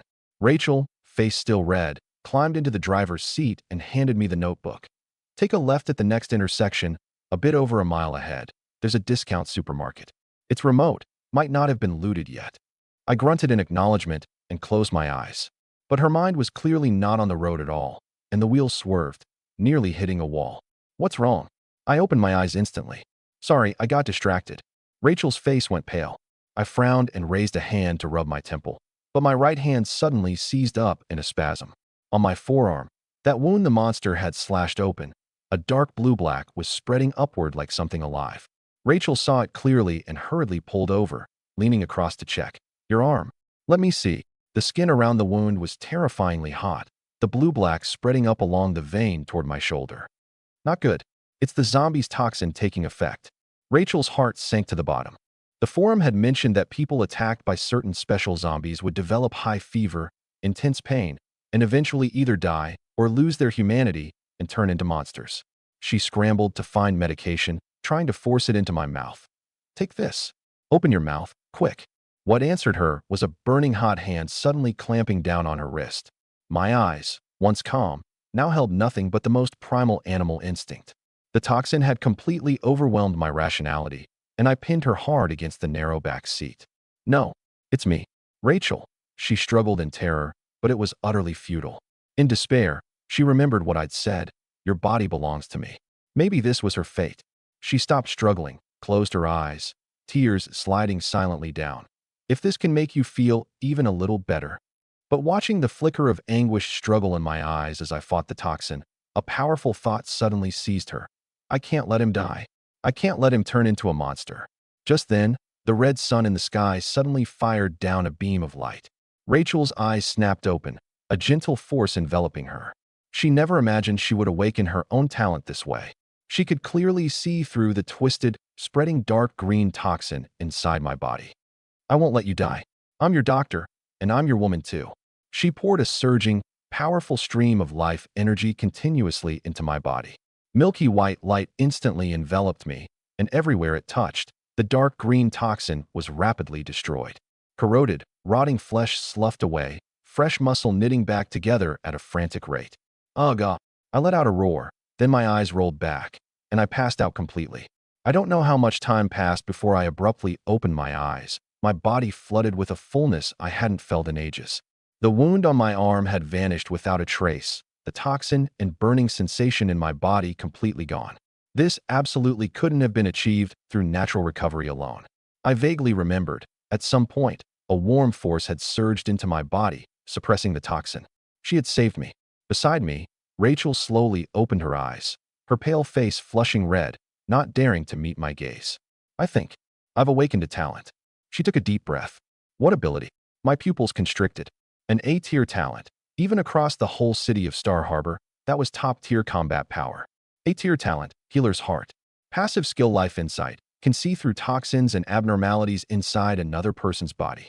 There's also an active skill, Life Transfer, that can convert my life force to heal a target. But the effect is limited, and it's very draining mentally. She deliberately downplayed it, though her eyes flickered away for just an instant. She didn't want to say it, the cost of burning through 10 years of her lifespan. But her pale complexion, her lips utterly drained of color right now, that weakness couldn't be hidden from me. That was clearly far more than simple mental exhaustion. It was a drain on her very life force. I reached out, gently brushing my fingertip across the corner of her eye, not pressing further. I took off my work jacket and draped it gently over her, my voice low. I know. Let's head to the supermarket. You need to replenish your strength. No thanks, no comfort. In this apocalypse, words were the cheapest thing there was. But I noted down what she'd sacrificed. Rachel looked up abruptly, gazing at my hard, cold profile. So he'd known all along. She pulled the jacket tight around herself, tears sliding silently, but the corner of her mouth curved up slightly. So in this cold apocalypse, she wasn't alone after all. I stared straight ahead, my gaze deep and thoughtful. Healer's Heart, an A-tier talent, enormous potential. This passive, Life Insight, was practically a godsend ability in the apocalypse. The minivan drove toward the discount supermarket on the ground floor of a residential building. The rolling shutter had been violently forced open, a few zombies wandering the street corner. I parked the car in a concealed spot along the side of the supermarket. With environmental mimicry active, the minivan's presence dropped to a minimum. I drew the compact pistol I'd seized from Wong Ming from my waist and handed it to Rachel. Take this, 7 rounds left. There's a shooting tutorial on the forum. Learn it yourself. Unless I come back, or you're absolutely certain it's safe, don't get out of the car. Protect yourself and wait for me. Rachel looked at the surprisingly heavy pistol in her hand. This wasn't just a weapon. It was a form of recognition too. Okay, be careful. I'll be waiting. I hugged the wall as I approached the supermarket entrance. metal resonance scanning the surroundings like an invisible radar. Nothing unusual within 10 yards. I dropped low, slipping in through the half-open rolling shutter. The supermarket's lighting was dim, shelves knocked over every which way, clearly looted more than once. I moved quickly, sweeping through areas not yet emptied out. Compressed biscuits, bottled water, canned luncheon meat. Good stuff. I stacked the supplies in the corner of the back hallway, planning to haul it all out in one trip later. Just then, metal resonance suddenly caught a powerful metallic signal, coming from right outside the front entrance. Not a zombie, modified vehicles. Accompanied by the deep rumble of engines, 3 black off-road vehicles screeched to a stop in front of the supermarket. Over a dozen fully armed men jumped out, uniform black tactical gear, everyone carrying an assault rifle, moving fast and coordinated. They quickly dispatched the zombies trailing them, showing serious firepower. The one leading them had his face covered by a mask, hawk-like eyes sweeping the entrance. Target signal confirmed. Little Bear must be hiding in there. Fan out, cover every exit, don't let a single rat escape. The higher-ups want her alive. Yes, Brother Scar. Their gear and the logo on the vehicles matched what I'd seen on the forum. This was Derek's elite squad, the Falcon Alliance. My heart sank a little. This crew was on a whole different level from the ragtag rabble I'd dealt with before. Just then, metal resonance picked up something odd. In a narrow gap between fallen shelves, someone was operating a tablet. Could this be who they called Little Bear? The exits were already sealed off. I didn't move rashly. I needed to observe first. If I revealed myself now, I could end up caught between the armed squad and this Little Bear, both in a pincer situation. Search. That little runt's slippery as hell. Scar's voice rang out at the entrance. Suddenly, metal resonance clearly saw the target hiding in the gap extend a slender hand. Her fingertips aimed at a few toy drones on the floor, and a stream of mental energy flowed through her fingers into them. Several dead drones flared their red lights wildly, launching a suicide dive bomb attack at the nearest team member. Damn it, drones. That team member, caught off guard, reflexively pulled the trigger. Rat-tat-tat. The gunshots became the most direct trigger, and the already tense team instantly descended into chaos. Friendly fire. Suppressing fire. Gunfire erupted throughout the supermarket.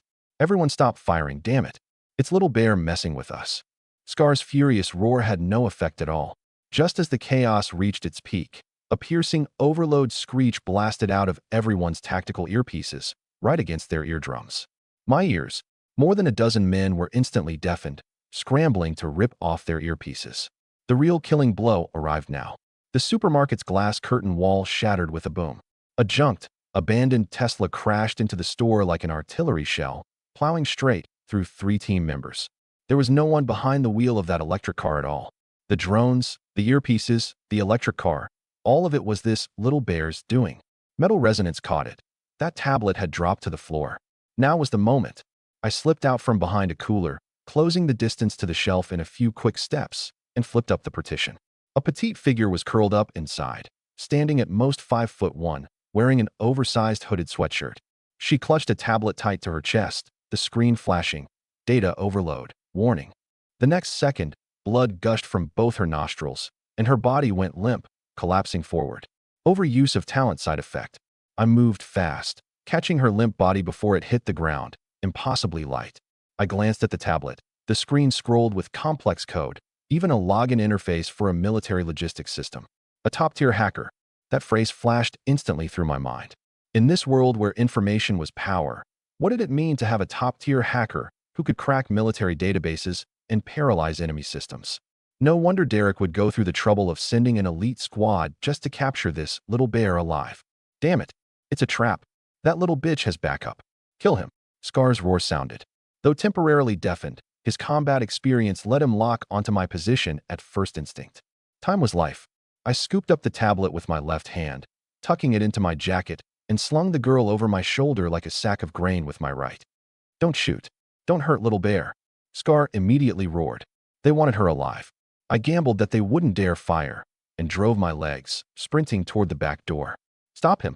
The 2 nearest team members lunged at me, swinging their rifles like clubs. Metal armament. A layer of matte metal covered my right arm. Clang. Clang. The rifle stock striking my arm bent instantly out of shape, the 2 men's palms splitting open, their weapons flying loose. My metallic right arm swept out in a wide arc, and both men were sent flying with screams, crashing through a shelf.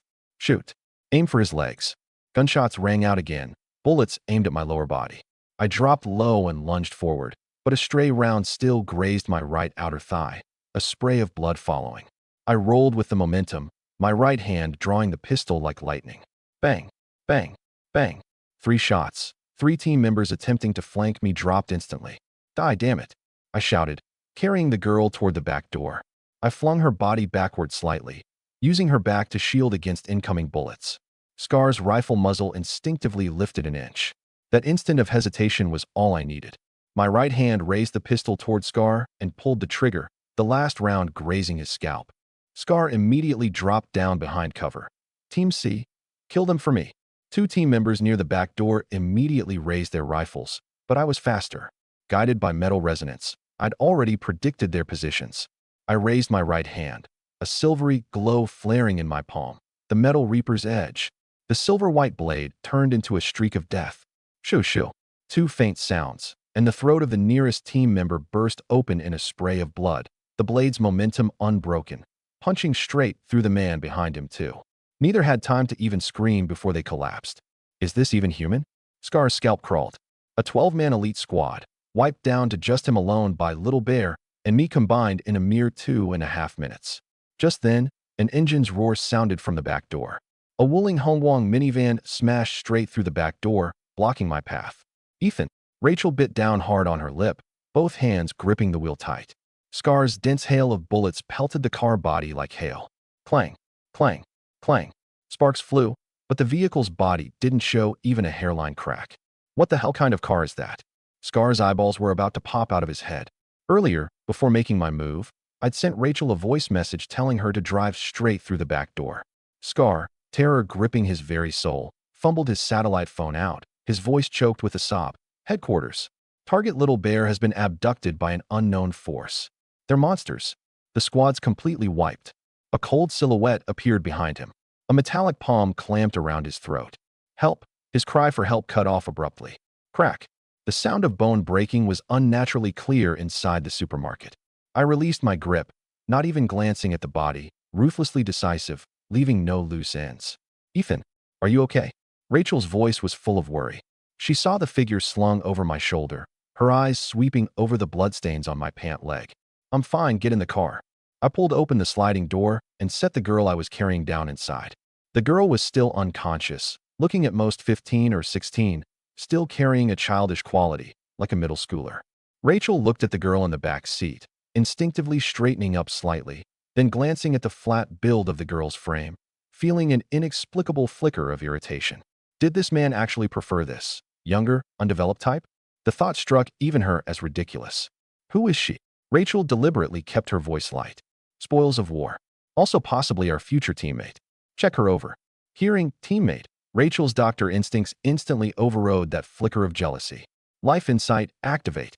An invisible gaze passed through the girl's skin.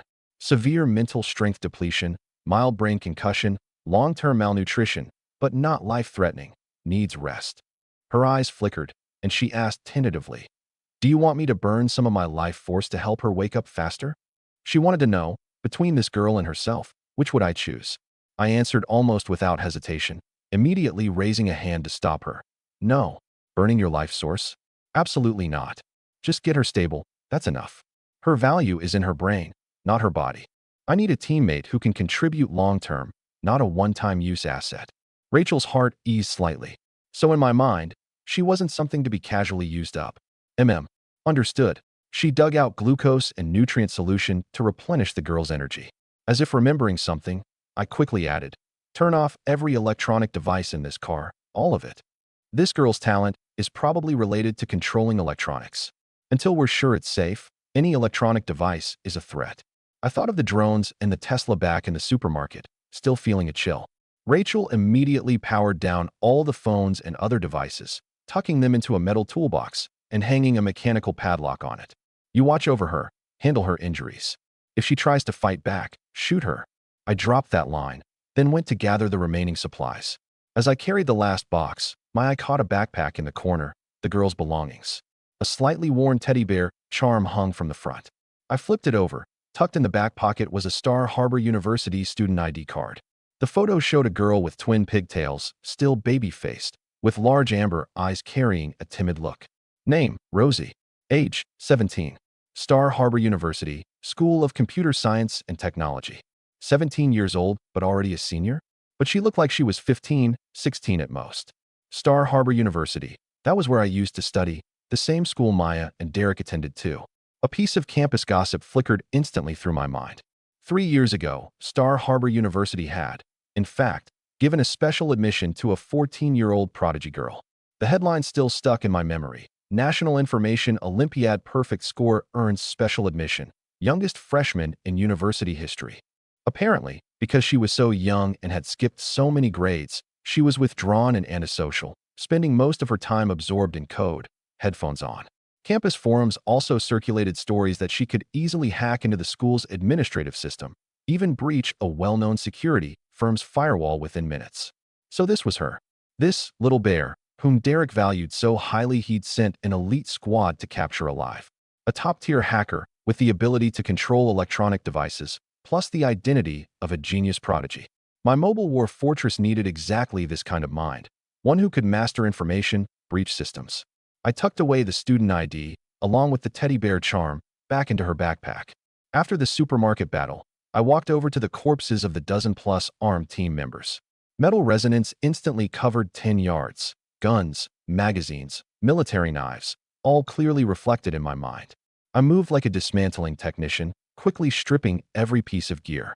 5 well-maintained assault rifles, 2 standard-issue pistols, plus nearly 1,000 rounds of rifle ammunition, 200 rounds of pistol ammunition. This time, I genuinely restocked the arsenal. All standard-issue gear, not black market goods. Looks like Derek's Falcon Alliance has some serious ties to the military. The spoils piled up into a small mountain in the back seat. Ethan, there's too much stuff. The car's almost full, Rachel said, looking at the back seat with barely any room left to stand. If it doesn't fit, dump what's least important. Prioritize food, medicine, ammunition. I pried open the trunks of the 3 off-road vehicles too, finding military rations, bottled water, and 40 liters of gasoline. My minivan's fuel was running low anyway. I filled it right up. The minivan had truly become a mobile supply warehouse. How is she? I asked while driving, glancing at Rosie, still asleep. Rachel activated Life Insight. Her mental strength is recovering slowly, severe malnutrition, needs rest, no life-threatening danger. I tossed Rosie's student ID to her. Her name's Rosie, 17, computer science major at Star Harbor University, a genius hacker. The one the forum's been calling Little Bear. Has to be her. The Falcon Alliance was capturing her to exploit her ability. So can we trust her? That's why I need you watching her. Until she proves her worth, proves she's trustworthy, she's a prisoner. If she makes any suspicious move, you know what to do. Growl. A stomach growling broke the silence. Rachel's cheeks instantly flushing red. I reached into the supply pile and pulled out a can of beef, popping it open and handing it to her. Eat something. You burned through a lot back there. Rich meat aroma filled the cabin. Since the apocalypse hit, she hadn't smelled such pure meat scent in a long time. Thank you. A simple couple of words, but they still warmed something in her. My gaze landed on a line in her notebook. Golden Bridge Building Materials Market. Suspected elite tier mutant zombie present. High danger level. A building materials market, especially the steel section, was basically custom built for Fortress Heart supply runs. The minivan storage space was seriously running short, and a vehicle upgrade was becoming urgent. And that simple structured steel would be the best decomposition material. As for the elite zombie, killing it might yield a core and special modification materials. Risk and opportunity in equal measure. We're heading here. I cranked the wheel, driving hard toward the Golden Bridge Building Materials Market. Outside the window, the blood moon quietly climbed the sky. With environmental mimicry active, as long as we didn't go too fast, night driving was reasonably safe. Soon, we arrived at the Golden Bridge Building Materials Market. But the scene before us was completely different from the deserted ruin we'd expected. A massive blue roof stretched out in rolling waves, the whole area walled and high on all sides, and at the entrance stood several black-clad guards holding rifles. Guards? Someone's already claimed this place. Rachel's heart leapt into her throat. I slowly slowed down, metal resonance already scanning. For rifles, a few controlled item blades, no heavy weapons, but a decent number of people. A man in camo fatigues, holding a shotgun, rapped on the window. Get out. Inspection. State your business. I rolled down the window and said calmly, "Just passing through, looking for something." The guard pointed to a notice board by the gate. "This is the Golden Bridge Shelter under the Iron Shield Alliance. Protected by our boss, Red, B-tier talent, Berserker's blood. All the zombies inside have been cleared out. Looking to take shelter inside? Payment in supplies, by head count. Your vehicle counts as 5 people. B-tier talent?" I understood immediately. To claim a place this size as a shelter, they had to have at least 200 people under them. This was exactly the kind of relatively safe location I needed right now. There are only 3 of us. I shifted slightly, blocking the guard's view of Rosie in the back seat. I pulled a bag of vacuum-sealed rice and 2 bottles of water from the supply bin, handing them over. "Enough?" The guard waited, satisfied, waving us through. "Go on in. But remember, if anyone tries anything in this shelter, they're picking a fight with Boss Red." The heavy iron gate slowly cracked open. Just as the vehicle rolled in, I caught, out of the corner of my eye, Rachel's body suddenly stiffened beside me. Her eyes were locked dead on something just inside the gate. A man had his arms around 2 heavily made-up women, groping them without a shred of shame. Rachel's chest heaved violently, murderous rage burning in her eyes. This was the first time I'd seen her react this strongly. "You know him?" I'd already memorized the man's face. "His name is Vincent," Rachel forced out through gritted teeth. "My damn fiancé." So it was him. The very man who'd sold out her location for 2 packs of cigarettes, nearly landing her in that monster's clutches. A flicker of coldness passed through my eyes, and I said, in a voice only she could hear, "Don't rush it. He's right there. He's not going anywhere." Vincent seemed to notice the minivan too, his gaze sweeping over the passenger seat for a moment, pausing. Something about that woman felt familiar. The minivan drove deeper into the market. The main road had been cleared, and a scattering of survivors gathered in small groups in the corners. I set my sights on a large pile of steel materials, where a big shipping container could serve as a temporary shelter. Right here, I killed the engine, using metal armament to decompose the container's ruined lock, and pulled the door open. Inside were wooden panels laid out for flooring, a few steel frame beds, far better than sleeping out in the open. I backed the minivan up so the rear end sat flush against the container door, like a moving wall sealing the entrance. Then I set up a rifle aimed at the observation gap. With the car blocking the door, a rifle at the window, plus environmental mimicry, our defenses were solid. I carried the unconscious Rosie in and laid her on one of the cots. Just then, footsteps sounded. "Hey, Boss Red, I'm here." That beat-up minivan, blocking the container entrance, doesn't look like anyone's inside. Rachel's body instantly went rigid. It was Vincent's voice. The footsteps stopped by the minivan, Vincent circling around it once, a lighter clicking, the smell of cheap cigarettes drifting in. He relaxed, muttering to himself, every word carrying clearly into the container. "Tish, that woman just now really looked like that bitch Rachel. I chased after her for so long, never even let me touch her hand. Apocalypse now, though, a pretty piece like hers probably already some boss's plaything to relieve his stress." Inside the container, Rachel's breathing turned suddenly ragged, her whole body trembling with rage. He kept going, growing more vulgar by the word. "This world's actually pretty damn great now. All those campus belles who wouldn't even look at me before, now they'd kneel and grovel for a piece of bread. If I ever ran into that bitch Rachel here, I'd make sure she got a taste of..." Just then, Rachel took a step forward, cupping my face with both hands, and without a second thought, kissed me. The kiss carried a hint of clumsiness and resolve. I froze for a moment, then hooked a hand behind her head, taking control instead. She breathed rapidly, gasping out in a whisper, "I took medicine this afternoon. It's effective for 72 hours. As a doctor, she knew exactly what she was doing. I looked at her deeply for a moment, then swept her up in my arms and carried her deeper into the container. Outside, Vincent suddenly heard sounds of Rachel losing herself completely, coming from inside the container. He never connected that sound with Rachel at all. In his mind, she was the type of ice queen who'd never even hold hands, let alone anything more. Vincent, sleazy as ever, leaned in close to the crack, eavesdropping. "No way? Someone's getting busy in there. Pretty into it too. This chick sounds even wilder than those minor celebrities I've been with. Maybe I can get a turn with her later, share her with the boys." Before he finished, a heart-wrenching scream erupted from the other side of the market. Vincent flinched, his whole body shuddering. That creepy sound again. 5 people already went missing in the shelter last night. Before his words even finished, he felt a sudden chill on the back of his neck. A metal hand shot out from the container's steel wall, striking precisely against his carotid artery.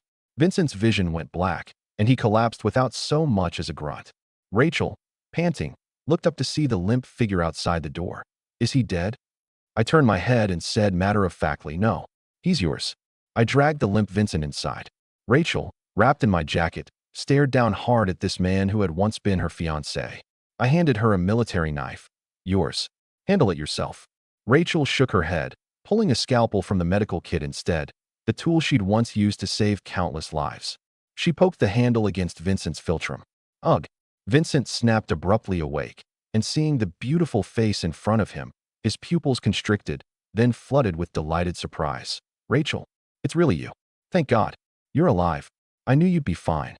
Don't move. Care to explain the thing with Coleman? Rachel's blade tip pressed against his throat. Vincent's mind raced, trying to shift all the blame for selling her out. Otherwise, there was only death waiting for him. He forced a smile. Rachel, that day, I was forced. Coleman's a talent user. If I hadn't told him where you were, he'd have killed me. Rachel sneered. Save me? By trading my location for 2 packs of cigarettes and a bottle of water? Your life sure is worth a lot. And you're at the shelter with your arms around other women. This is what you meant by looking for me this whole time. Vincent's face went white. That was just an act. You're the only one in my heart.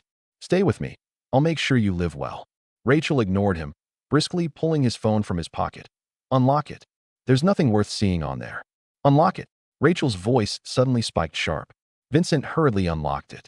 Pinned at the top of his WeChat was a group chat titled Young Model Resources Exchange. Rachel opened a voice message. That Rachel, acting all pure and untouchable, probably already been used up and thrown away by some boss by now. She then opened the private chat labeled Coleman, the most recent message dated the day before I'd rescued her. Brother Coleman, good news. I sent you Rachel's location. That thing you promised me. 2 packs of cigarettes and a bottle of water.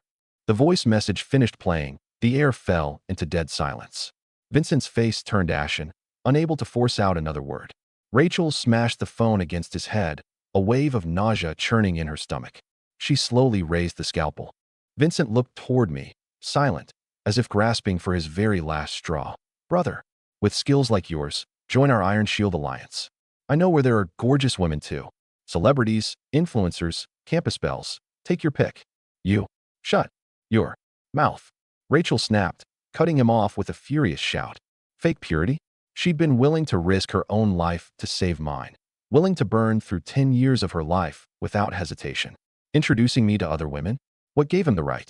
I was the man she'd nearly died to save. Rachel abruptly stood, the blade's tip pointed dead at Vincent's throat. Rachel, don't be rash. Murder means paying with your own life. This is a shelter. If you kill me, they won't let you two stay here either. Rachel looked at me, but the hand gripping the scalpel had begun to tremble. It was a hand meant to save lives, one that had rescued countless people under the operating lights, but now it needed to spill the blood of one of her own kind. She burst into tears. Ethan, I know he deserves to die, but I can't bring myself to do it. My scalpel is meant for saving people. Delight erupted in Vincent's eyes. Rachel had softened. There was still a chance for him. Brother, look, she's just a soft-hearted woman. Let me go, and I'll make sure you become a squad leader. He grew more excited the more he talked. Women, Boss Red's got a minor celebrity. Say the word, and she'll come keep you company tonight. Rachel's head snapped up abruptly, her reddened eyes burning with pure possessiveness. This disgusting creature, daring to dangle filthy women in front of her, right to my face, to tempt me? My man isn't something for you to arrange. Before she'd even finished, she struck. The scalpel in her hand was no longer a sacred tool of healing. Without a shred of hesitation, shoo! A cold glint sliced precisely across the side of Vincent's neck. Fast, precise, ruthless. The obsequious smile on Vincent's face froze instantly, his throat only able to force out a wheezing gurgle. Warm blood sprayed across her pale cheeks. Her chest heaved violently, breath coming in ragged gasps. I stubbed out my cigarette, walked over, picked up the blood-stained scalpel, and handed it back to her. You don't need to be like me. You're Rachel. You're a doctor. That's enough. It's still the same knife. Whether you use it to save lives or take them, that choice is yours. He deserved it. You killed him. That's just. Rachel gripped the handle tightly, hesitating before asking. Ethan, if I hadn't killed him, would you have thrown me out? Yes. I remained just as calm. But I knew you'd do it. Next time, just use the gun. It's less effort. She acknowledged, as if everything had finally been let go, and threw herself into my arms. The crying started again, but this time, not from pain, from release, from growth. In the distance, more screams echoed from deep within the shelter, all muffled and swallowed by the heavy container walls. Half an hour later, I got up. I'll head out, deal with this guy's body. Lock the door, keep the gun close, watch over Rosie. I lifted Vincent's corpse single-handed, dragging it out of the container like garbage, and stuffed it into an abandoned oil drum. Then I headed to the steel storage yard. Under metal resonance's perception, every piece of metal within 10 yards registered clearly in my mind. I walked up to a pile of low-grade rebar and pressed my hand against it. Decomposition rate approximately 4 pounds per second, estimated time, 11 seconds. The simpler and lower grade the metal, the faster the decomposition, which, for me, desperately needing fortress points, worked in my favor. Fortress heart, decompose. Decomposition successful. Fortress points gained, 22. Solid efficiency. I moved through the steel yard at high speed like a tireless human shredder. Everywhere my hands passed, rebar after rebar, angle iron after angle iron, vanished silently into nothing. I didn't fixate on any single pile. Draining too much of one type of material would draw attention. Fortress points climbed rapidly. 600, 800, 1,000, 1,200. Sweat quickly soaked my forehead. Continuous decomposition began chipping away at my nerves with fatigue. By the time the points reached 1,400, an overwhelming wave of exhaustion and hunger hit me at once. 1,400 points, that should be enough. I rolled my stiff neck and turned to head back toward the container. Just as I stepped inside, metal resonance picked up a strange signal. My pupils constricted sharply. Someone was holding a pistol. Not Rachel. I just stepped into the container when a cold metallic sensation pressed against my temple. Holding the gun was, of all people, that petite figure who was supposed to still be unconscious, Rosie, standing on her tiptoes, her slender hands gripping a standard-issue pistol tight, her voice weak but resolute. Don't move. You villain. Let me and that pretty lady go. Rachel, on the bed, called out urgently. Rosie, don't be rash. Ethan's not a bad person. He saved us. Rosie wasn't listening at all, the muzzle wavering. Pretty lady, don't be scared. I saw and heard everything. He was hurting you so bad earlier. You said no. You said he's going to kill me. He's got to be the bad guy. I'm going to save you. Rachel's face flushed instantly bright red, and she yanked the thin blanket up to cover her whole face. Had this little girl really heard all that embarrassing stuff? I looked at this absurd scene, the corner of my mouth twitching almost imperceptibly, not nervous at all, actually finding it a little funny. I ignored the black muzzle pointed at me and walked straight to the supply bin, digging through it. Hey, I told you not to move. I really will shoot. I didn't even look up, pulling out a self-heating military ration pack and tearing open the water activation seal. White steam hissed out, a rich, overpowering aroma instantly filling the air. The words, beef hot pot, on the packaging stood out sharply. That smell was an absolute killer for Rosie, starving for who knew how long. Hey, big bad wolf, are you even listening? I'm pointing a gun at you. I slowly turned around, looking at her calmly. So, could you show a little respect to that gun? What do you mean? Safety's not even on. Rosie instinctively looked down at the gun in her hand. In that instant she was distracted, I moved. She only felt a blur before her eyes, her wrist going numb, and the gun changed hands, landing steadily in mine. My gun. Rosie jumped up trying to grab it back, but she stood barely over 5 feet tall. I casually lifted my arm high, and she could only flail her tiny arms uselessly, stomping her foot in frustration. I tossed the gun aside like garbage, up onto a high shelf, and kept stirring that steaming, bubbling pot of hot pot. Rosie, not one to give up, closed her eyes and focused. Infiltrate. Take control. Make every electronic device in here attack this big bad wolf. The container fell into dead silence. Nothing but the hissing sound of the ration pack heating up. A flicker of panic crossed Rosie's eyes. Phones. Tablets. Laptops. Nothing but silence all around. Not a single electronic signal responding. Has my talent failed? She said, her voice starting to crack. Don't bother looking. Every electronic device is in there, powered down. I pointed at the metal toolbox with the mechanical padlock. You're despicable. Rosie's eyes swept to the minivan blocking the door and lit up. She closed her eyes again, hands aimed at the minivan, in the posture of controlling it. 1 second, 2 seconds. The minivan didn't respond at all. Why isn't it working? Rosie was on the verge of a meltdown. I didn't look up, spearing a piece of beef and blowing on it, gas-powered. No smart driving system. Rosie stared at me blankly, and then, finally, her stomach betrayed her with a loud, unmistakable growl. To evade capture, Rosie hadn't eaten anything decent in 2 days. Wronged, defeated, starving. All of it crashed down on her at once, the final straw that broke her. Wah-huh! She dropped straight to the floor, hugging her knees, sobbing loudly. Rachel hesitated, then handed over a tissue. Wipe your face. Rosie looked up, her whole face full of grievance. He's bullying me. He won't even give me food. I finally turned my gaze to her. Want food? Sure. Trade for it. I don't have anything. You do. Your talent, at least A tier, right? Little bear, Rosie. Rosie's eyes went wide with alarm. How do you know that?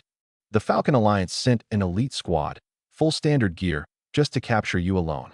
Those drones, the earpieces, and that Tesla that crashed into the store on its own back there. All your handiwork. Tell me, what's your talent? Rosie eyed me warily. Why would I tell you? Are you trying to catch me and cash in the bounty? I sneered. Bounty? You think I need to catch you to earn something like that? I gestured at the mountain of weapons and supplies piled up. I'm not catching you. Doesn't mean no one else wants to. There's an Iron Shield Alliance boss called Red out there, B-tier talent, hundreds of men under him. If he found out there's a talent user hacker kid hiding in this shelter, what do you think he'd do? They'd treat you as a tool, force you to hack systems, steal intel, until your mental strength runs completely dry. You think you'd fare better in their hands than mine? The scenario I described was exactly what Rosie feared most. I pointed at the steaming pot of hot pot. Stick with me, and at least you'll eat well, have a place to sleep. Dr. Rachel here will take care of you. Rachel offered a gentle smile right on cue. Rosie, don't be scared. Ethan's methods are a little direct, but he's not a bad person. Rosie looked at that deadly, tempting pot of hot pot, her stomach growling again, and finally gave in to reality. My talent is called Electronic Interaction. S tier. 3 abilities. Data manipulation. Touching an electronic device with my finger lets me read its data, but using it continuously for over 3 minutes gives me nosebleeds. Information visualization. I can turn people, zombies, terrain I see into data streams, but it's exhausting. Consciousness infiltration. I can control phones, cameras, drones, even smart cars within a certain range, but my body's completely unguarded while I do it. I listened, thoughtful. Intel gathering, battlefield awareness, remote control. This was practically a strategic level support ability. No wonder the Falcon Alliance had gone to such lengths to hunt her down. And the cost is mental strength depletion, nosebleeds, or straight up passing out. I confirmed. Rosie nodded, looking pitifully at the hot pot. And I get hungry really easily too. I pushed the beef hot pot toward her and pulled a cracked screen old phone from the tool bag, tossing it at her feet. Use your data manipulation. Read out the last WeChat message on this. If you can't read it, or if you lie to me. My right hand had already settled onto my pistol grip. Rosie extended a slightly trembling hand, closed her eyes, and sensed. A few seconds later, she opened her eyes. It's from someone named Scarface. Target Little Bear has been abducted by an unknown force. They're monsters. The squad's completely wiped. It cuts off after that. The content matched perfectly. I let go of the gun. Eat. Rosie, as if granted a pardon, dove into the hot pot, devouring it hungrily, tears falling again, this time from being fed. My goal was achieved. Threat, incentive, verification, 3 steps complete. This S-tier hacker kid wasn't going anywhere for now. Rosie, wolfing down her food, was already scheming quietly in her head. Pretend to be obedient for now, and once she recovered her strength, cozy up to the pretty lady, find a chance to escape. A flicker of cunning crossed her amber eyes, and then she buried her head back into her fight with the beef. Once she'd eaten her fill, I handed her tablet back to her. See if it still works. I need a floor plan of the building materials market and information. Rosie, resigned to her fate, powered it on, and a massive stream of data appeared on the screen. A few seconds later, my WeChat friends list had a new contact, Little Bear. She'd hacked straight into the WeChat system in mere minutes. This kid genuinely had skills. A detailed map, labeled with every shop's business, appeared in my chat window. Excellent. You keep watch over her. Take care of her injuries. I'll take the night watch. Back in the driver's seat, I pulled up the vehicle upgrade panel, scanning over the ever-growing pile of supplies behind me and the potential future teammates yet to join. Confirm consuming 1,000 points. Proceed with space fold upgrade. A mercury-like faint glow rippled through the minivan's interior. The trunk's space stretched. Ammunition crates piled to the ceiling slowly sank into the floor, forming hidden storage compartments. 60 minutes later, the interior space had visibly doubled. Even the passenger seat could now fit 2 people. Rosie finished sorting her info and came to the back of the car, her eyes going wide, her entire worldview taking a hit. This doesn't make sense. Spatial curvature interference? 4-dimensional compression technology. I cut off her budding academic meltdown. Quiet. What is it? Here, this is the info you wanted. Everything on Red, plus a sighting log of the elite zombie. Given how flashy Red's operation was, information on him was practically an encyclopedia entry. What interested me more was that elite zombie. According to the model Rosie built, the elite zombie's existence was 98.5% probable. Over the following 2 days, I spent about 10 minutes each day going out, decomposing steel at high intensity, immediately replenishing whenever my mental strength dropped past half. Fortress points climbed rapidly. For 120, 780, 1120, 1580, 2150, 2580. By the evening of the 3rd day, I stopped. Current fortress points remaining, 2,928. Even more than I'd expected. I dragged my exhausted steps back to the container. Rosie sat hugging her knees on the bed, sulking. You're back? Must be worn out. Drink some water first, Rachel said, handing over a bottle. Through Life Insight, she'd noticed that every time I went out, no more than 10 or 15 minutes passed before my mental strength was completely drained. It was hard to imagine what I'd been through out there, given that this was the man who could go 2+ hours in bed with her. Rosie glared at me, puffing her cheeks. Humph. Big bad wolf. Capitalist. Exploiting child labor. How am I exploiting you? You made me hack into the building materials market server, activate the surveillance system, gave me another nosebleed. I glanced at her. Next time, know your limits. Your brain's worth a lot more than that pig snout of yours. Rosie, was that concern or an insult? I stopped paying attention to her sulking and pulled the car door open. Time to start the upgrade immediately. Firepower was essential for road safety. Dual weapon mounts would drastically improve my ability to respond to sudden threats. Ecological circulation was a longer-term investment. On long journeys, clean water and air were the bottom line for survival. Confirm upgrade. Consume 2,500 points. Add 2 weapon mounts and 2 circulation systems. The armor plates on both sides of the roof slid open rapidly, each rising into a rotating gun mount. Weapon integration upgrade complete. Left and right roof weapon mounts unlocked, compatible with light machine guns. I loaded the 2 standard-issue machine guns I'd seized earlier into the mounts. The minivan's whole demeanor had transformed completely. From the innocuous nation's favorite minivan, into a steel beast crowned with twin horns. Rosie's eyes lit up. Whoa, a machine gun platform. She seemed to momentarily forget her grand escape plan. Next came the circulation systems. An hour and a half later, this mobile fortress had gained a basic ability to survive in harsh conditions. Circulation system upgrade complete. Air filtration removes harmful gases. Water circulation collects rainwater and condensation. At this point, the nearly 4,000 fortress points I'd accumulated over 3 days were basically spent. The nation's favorite minivan had truly undergone a complete transformation. Reinforced armor, spatial fold, a V6 engine, twin machine guns, ecological circulation. The prototype of a mobile war fortress had, at last, taken shape. Rachel and Rosie both stared, dumbstruck. Rachel was awed by transformations defying physics. Rosie's fingers traced invisible lines in the air, frantically taking mental notes and analyzing. This is your talent, Rachel murmured. I nodded, essentially confirming it. Just then, a commotion erupted outside the container. There's something in the oil drum. Damn it, it's a body. Look at the clothes. Isn't that Brother Vincent? A few of the night patrol guards had found Vincent's corpse stuffed in that discarded oil drum. Quick, report to Boss Red. Someone got Brother Vincent. Seal off the area. The killer's got to be nearby. The shouting rapidly grew closer. Rachel's expression shifted slightly, and she gripped the pistol at her side tighter. My eyes went cold, and I stood slowly, waving both of them toward the car. Trouble had come knocking, after all. Soon, 7 or 8 armed guards fanned out in a semicircle around us. Leading them was a bald man with a face full of hard muscle, codenamed Ironhead, one of Red's squad leaders. You in there? Get out. Did you kill Vincent? Trying to pull something on Boss Red's turf? You're sick of living. Hand over the weapon and the supplies, kowtow an apology, and maybe we'll let you off with your worthless lives. The air inside the container instantly went taut. Only I stayed cold as iron, unmoved. I willed the car to start. A hum, a roar.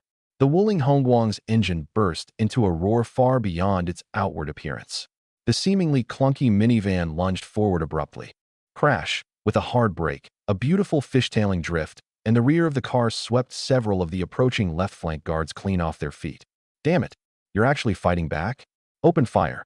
Ironhead was first to pull the trigger. Rat-tat-tat, bullets sprayed at the minivan. The other guards opened fire too, sparks flying off the vehicle's surface. But the scene of the vehicle riddled with holes never materialized. The bullets only left faint white marks before bouncing away. What the hell kind of car is this? Get Boss Red on the line. Get a demolition team out here. Ironhead's eyes were practically bulging out of his skull. Survivors watching from a distance saw the Wuling Hongguang barreling through the hail of gunfire like an armored rhino, jaws dropping. Since when did a Wuling Hongguang get this insane? Look at the roof. Are those machine guns? As everyone talked over each other in shock, I drove straight for the densest cluster of guards. Rachel, left flank. Rosie, right flank. Open fire and suppress. The two of them stood beneath the roof-mounted machine guns, working the control sticks through the observation windows. Rachel's heart pounded wildly, her aim completely off, bullets kicking up dust at the guard's feet. Sis Rachel, aim for the people. Get M. Rosie had no psychological hang-ups at all, gleefully spraying bullets everywhere with excitement. But the vehicle was moving too fast, and both their aim was wildly off. Watching the ammunition drain away at that rate, my heart genuinely ached. Ironhead ducked behind an oil drum, cursing loudly. Terrible aim. Just two women, barely grown, and already trying to play with guns. Rosie's small face flushed with anger, and she looked at me, steadily steering the vehicle. Ethan, I can get some vehicle permissions. If you hand me control of the guns, I can make them auto-target, save ammo. You'd better decide fast. The demolition team's coming. Actually, these past few days, Rosie had tried more than once to hack into this vehicle's systems. But because my SSS tier talent held absolute control over the vehicle, every attempt had been flatly rejected. Central console, port. I said, brief and to the point. Rosie immediately lunged over, plugging the data cable into the dedicated port. User Little Bear is requesting weapon system access. Approve. The system prompt sounded in my mind. Approved. I answered without any hesitation. Rosie's fingers flew across the tablet, her expression focused and fervent. Access granted. Building target recognition algorithm. Simulating ballistics. Calibrating. Done. A hum. The mounting bases of both roof machine guns adjusted their angle on their own, locking onto the cover Ironhead and his men had taken. Target locked. Opening fire. Rosie's eyes flashed with satisfaction, and she swiped hard across the screen. Rat-hat-hat-hat. The two guns were no longer firing at random. They instantly burst into precise, steady crossfire. Bullets shot precisely toward the cover behind the oil drums, steel frames, at sharp, unpredictable angles, covering an incredibly wide field. Oh, my leg. This gun tracks on its own. Screams erupted one after another. One guard who poked his head out to fire back got shot straight through the skull. Another took a round straight to the stomach. The guards stared in terror at the two machine guns that seemed to possess a will of their own, and their last shred of courage collapsed entirely. They turned and ran. Ironhead hugged the ground tight, screaming into his radio. Monsters. That vehicle is a monster. Boss, they've got heavy firepower. The vehicle's armored. The guns fire on their own.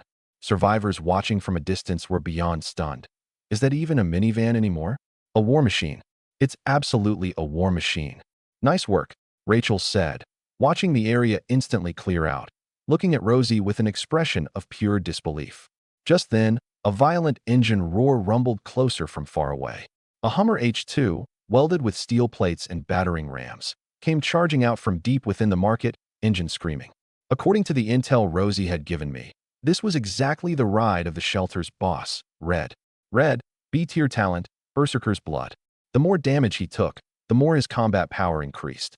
Behind the wheel, Red was massive, his skin taking on an unnaturally red hue, his eyes bloodshot. Damn it, you dare cause a scene on my turf. He floored the gas pedal. The Hummer, at over 50 miles an hour, slammed hard into the minivan from the side. Watch out, Rachel cried out in alarm. Both machine guns instantly swiveled toward the new target, firing off a few rounds, before Rosie hurried over. Not good. Ethan, Big Bad Wolf. We're out of ammo. 400 rounds of machine gun ammo, completely spent. Even if we wanted to restock, there wasn't time. I cranked the wheel hard to evade, but the minivan's power couldn't match the Hummer's. Crash. The Hummer's sharp battering ram slammed hard into the right rear door of the minivan. The whole car body was shoved hard to the left, the rear door caving in badly. This was the first time this vehicle had actually taken real damage. That impact made me feel, with painful clarity, the limits of its defense.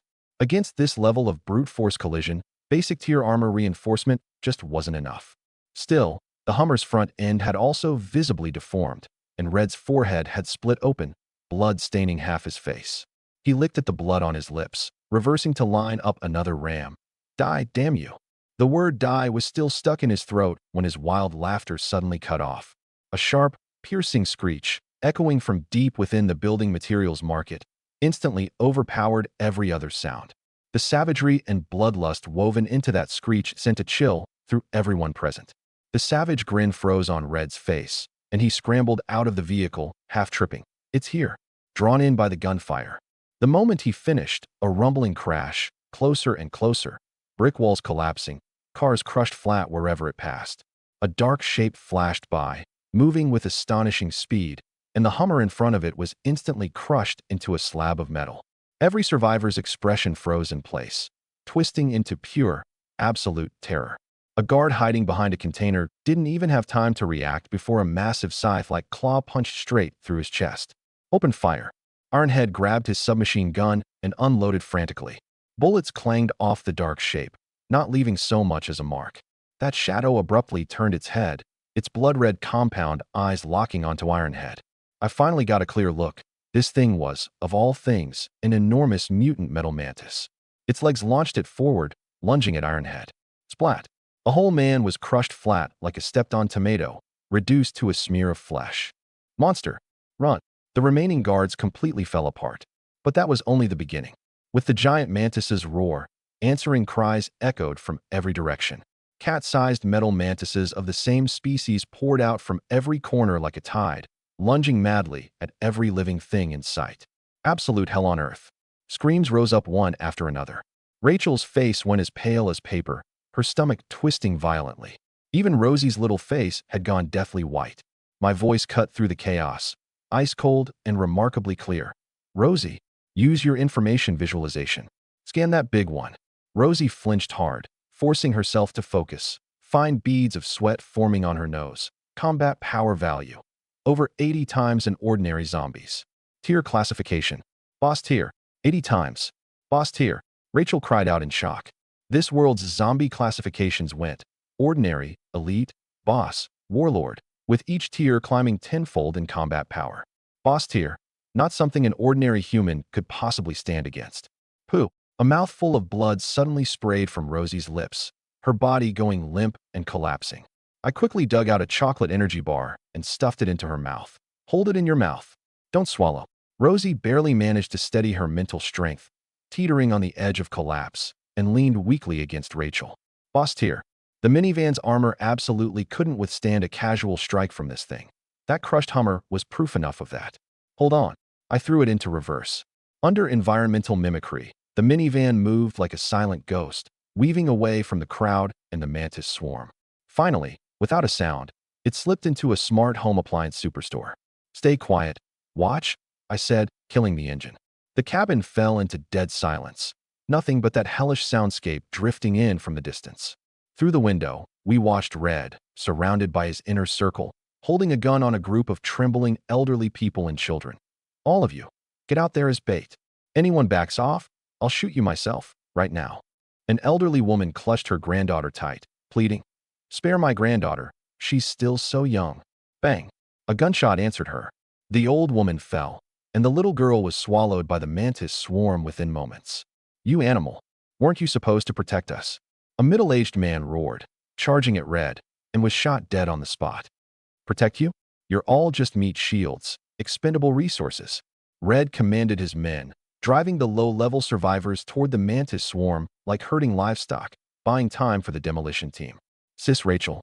Rosie choked back a sob, watching the survivors being used as cannon fodder, torn apart. This is the apocalypse, Rachel said, her voice hoarse. What she was witnessing completely shattered the last of her illusions about humanity. She finally, fully, understood my cold pragmatism now. In this world, weakness and naivety only turned you into meat on the cutting board. Survival of the fittest, there's no moral bottom line here. You two should eat something to keep your strength up. Might be our turn in a bit, I said, eating heartily as I spoke. The two of them exchanged a glance, then silently pulled out food and started eating. Only strength.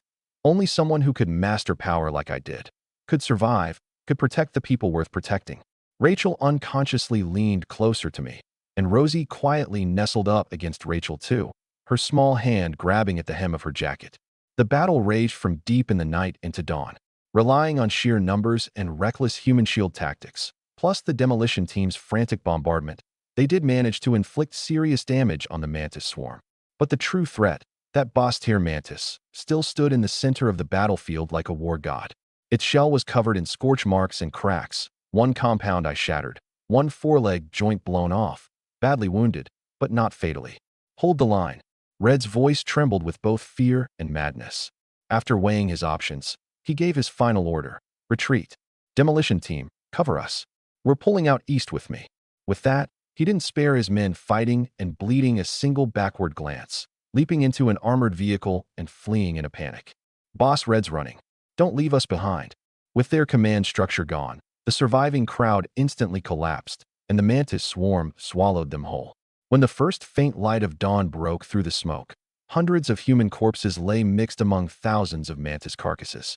Only that boss-tier mantis remained alive, its one remaining compound eye slowly sweeping across the corpse-strewn battlefield. Suddenly, that blood-red compound eye snapped around, locking onto the direction of the appliance store where our minivan was hidden. It sees us. It's hurt. Drive quick. Rosie cried out with a sob. I didn't answer, both hands gripping the wheel, steady as an old dog, staring hard at that bloodied metal mantis. High risk meant high reward.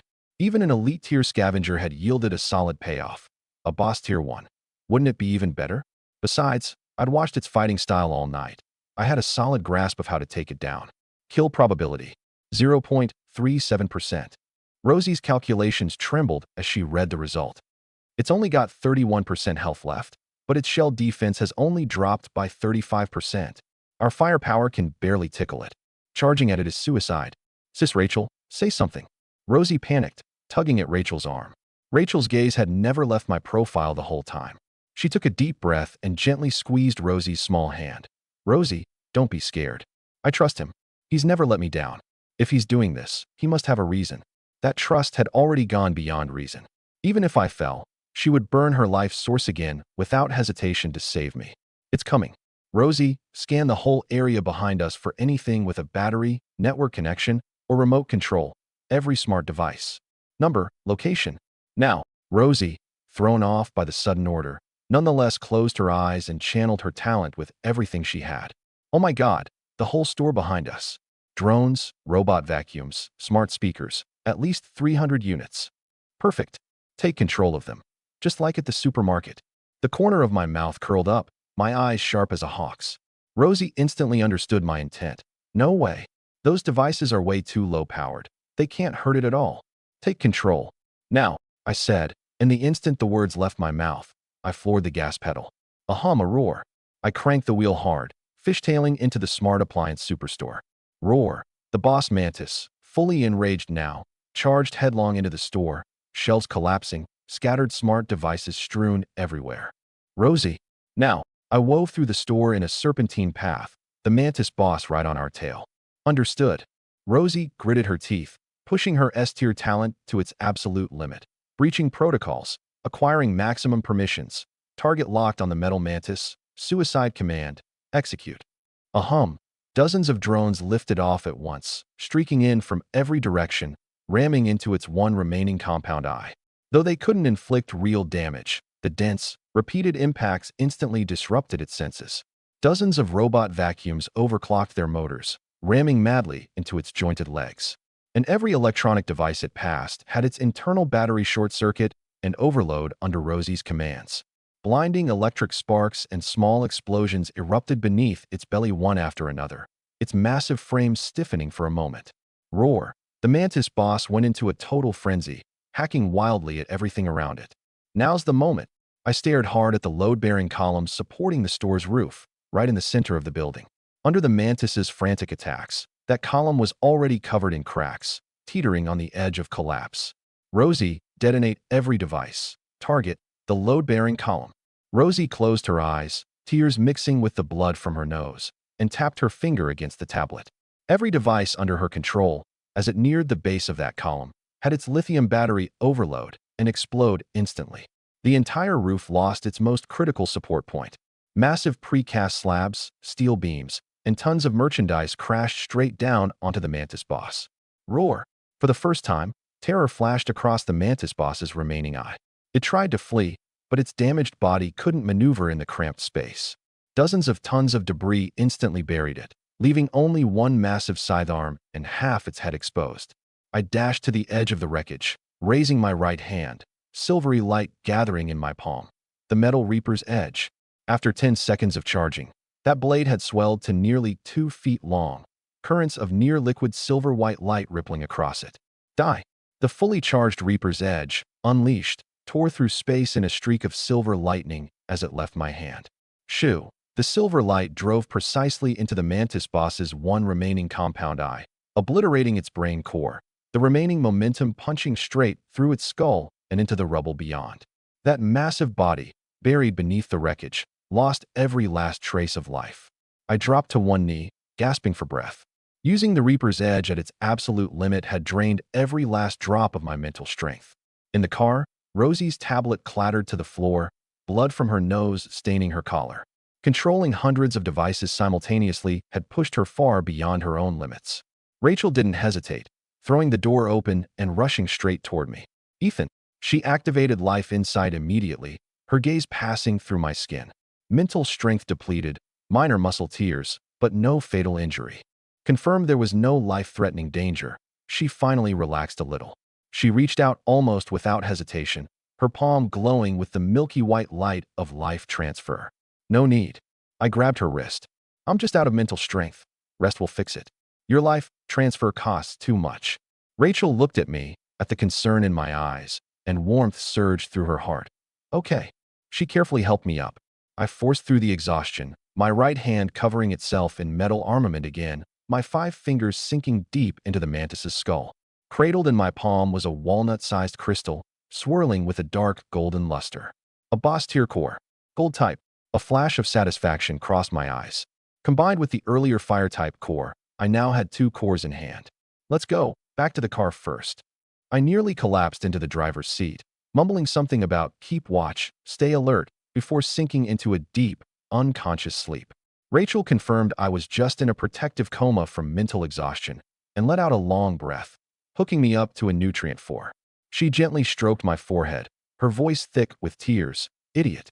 Don't push yourself that hard again. But if there really were a next time, would burning through her own life source even matter? As long as it could save me, she'd accept it every time. The next morning, Rosie, in the back seat, slowly opened her eyes, memories flooding back like a tide. She saw me still fast asleep in the driver's seat, and Rachel, in the passenger seat, gripping her pistol, looking utterly exhausted. Rosie's little brain immediately started calculating at top speed. She scooted over next to Rachel, lowering her voice. Sis Rachel, this is our chance. Look, that big bad wolf sleeping like a dead pig. Let's tie him up quick.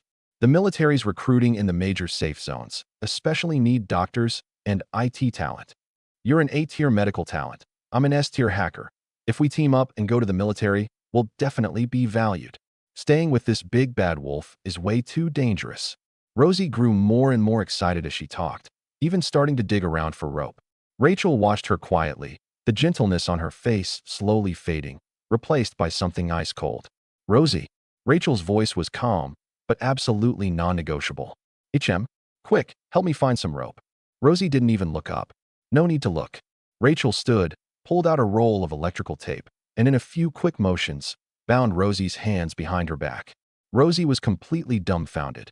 Sis Rachel, what are you doing? I'm doing this for your own good.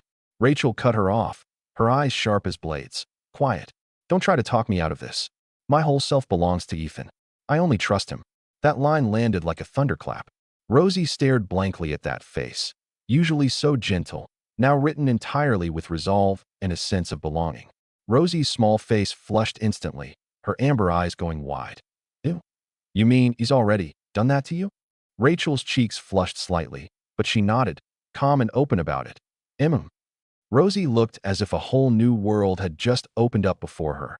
Every plan of escape instantly forgotten, replaced by a blazing fire of curiosity. She fired off question after question, rapid fire, leaving Rachel red-faced and flustered. Rachel glared at her, embarrassed and exasperated. You're just a young girl. Why are you asking about all this? This kid might be innocent, but her theoretical knowledge was terrifyingly extensive. Rosie said, perfectly self-righteous. It's an academic discussion. Practice makes perfect. Rachel was so exasperated she didn't know whether to laugh or scold her, and was just about to snap at her when a low, hoarse voice drifted over from the driver's seat. What are you asking so much for? The air in the car seemed to freeze solid. Rosie stiffened, slowly turning her head to meet my faintly amused gaze. Sue, Ethan, big bad wolf. When did you wake up? Rosie's voice cracked, her small face draining white. Trying to turn her against me, tie me up together, then run off and join the military? I finished for her, my tone as flat as if we were discussing the weather. Rosie's heart sank straight to the bottom. It was over. This was it. She was definitely getting tossed out to feed the zombies now. I moved around to the back seat. Rosie squeezed her eyes shut in terror. But the punishment she'd braced for never came. She only felt her wrists loosen, the binding released. I tossed her teddy bear backpack into her lap and pulled open the sliding door. Rosie, you're free to go. You helped with the mantis fight earlier. That settles the debt. I don't like owing people. Go on. The military safe zone is about 20 miles east of here. With your hacking skills, sneaking in shouldn't be hard. Rosie looked at the open door, at the danger-riddled ruins outside, the distant howls of zombies now clearer than ever. Sending her out to walk 20 miles alone right now. How was that any different from sending her to her death? Rosie stammered, all her earlier bravado completely gone. Rachel could tell I was just bluffing the kid, and played along. Sue, Ethan, isn't this a little much? She's just a young girl. Turning her loose is basically a death sentence. As if to prove the point, zombie growls sounded right outside the car door, sounding like more than one, closing in fast. Oh, Rosie shrieked in terror, scrambling and stumbling to slam the door shut with a bang. Ethan, big bad wolf. Can we talk this out? Just drop me off somewhere near military territory. I promise I won't cause trouble. I turned, a hint of mockery in my expression. No can do. We're even now. Get out. I made a move toward the door again. Rosie, scared out of her wits, clung tight to my arm. Don't open the door. Or, could I stay with you? Like Sis Rachel? Please, I'm begging you. I looked down at Rosie hanging off my arm. That face still carrying traces of childhood innocence, my gaze calm. You're still a kid. Staying is fine. Don't think about anything else. Rosie froze for a second, then burst into loud tears. Wah. You're both bullying me. Rachel, both amused and touched, quickly pulled her into a hug, patting her back to comfort her. I didn't look at her any longer, bending down to drag a heavy ammunition crate out from under the seat, popping it open with a clang. Inside were several well-maintained standard-issue rifles and boxes of golden bullets. Rosie's crying cut off abruptly, and she stared, tear-streaked, at the weapons. Recognize any of these? I pushed the weapons toward her. As a top-tier hacker, she'd crammed some military knowledge too.